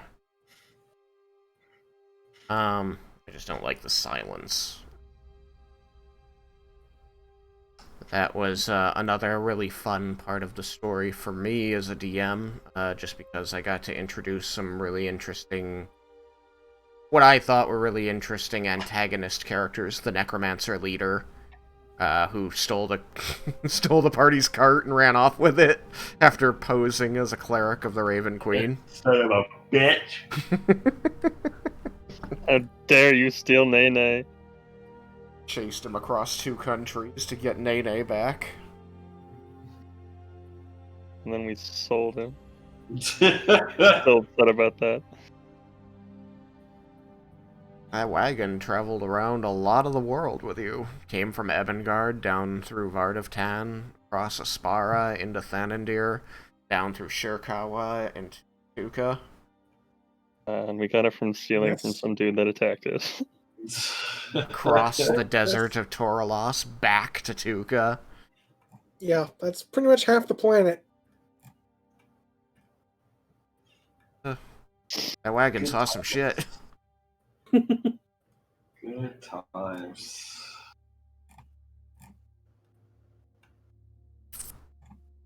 I think that was the party's first real betrayal, was during the necromancer subplot, because that was when you met the two elves in the woods who told you they were hunters, and then it turned out they were necromancer underlings. I tried to sacrifice Leah. Yep, and we still haven't learned. Ended quite Yeah. well for them.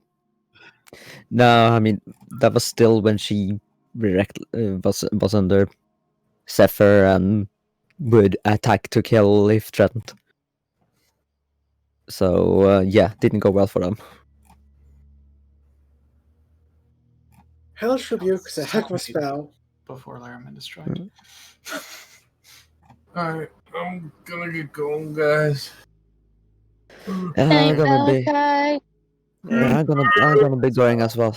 Night, Bye. guys. Yeah. Night. Alright, well then, I guess that's... Oh, Bye. Oh, bye.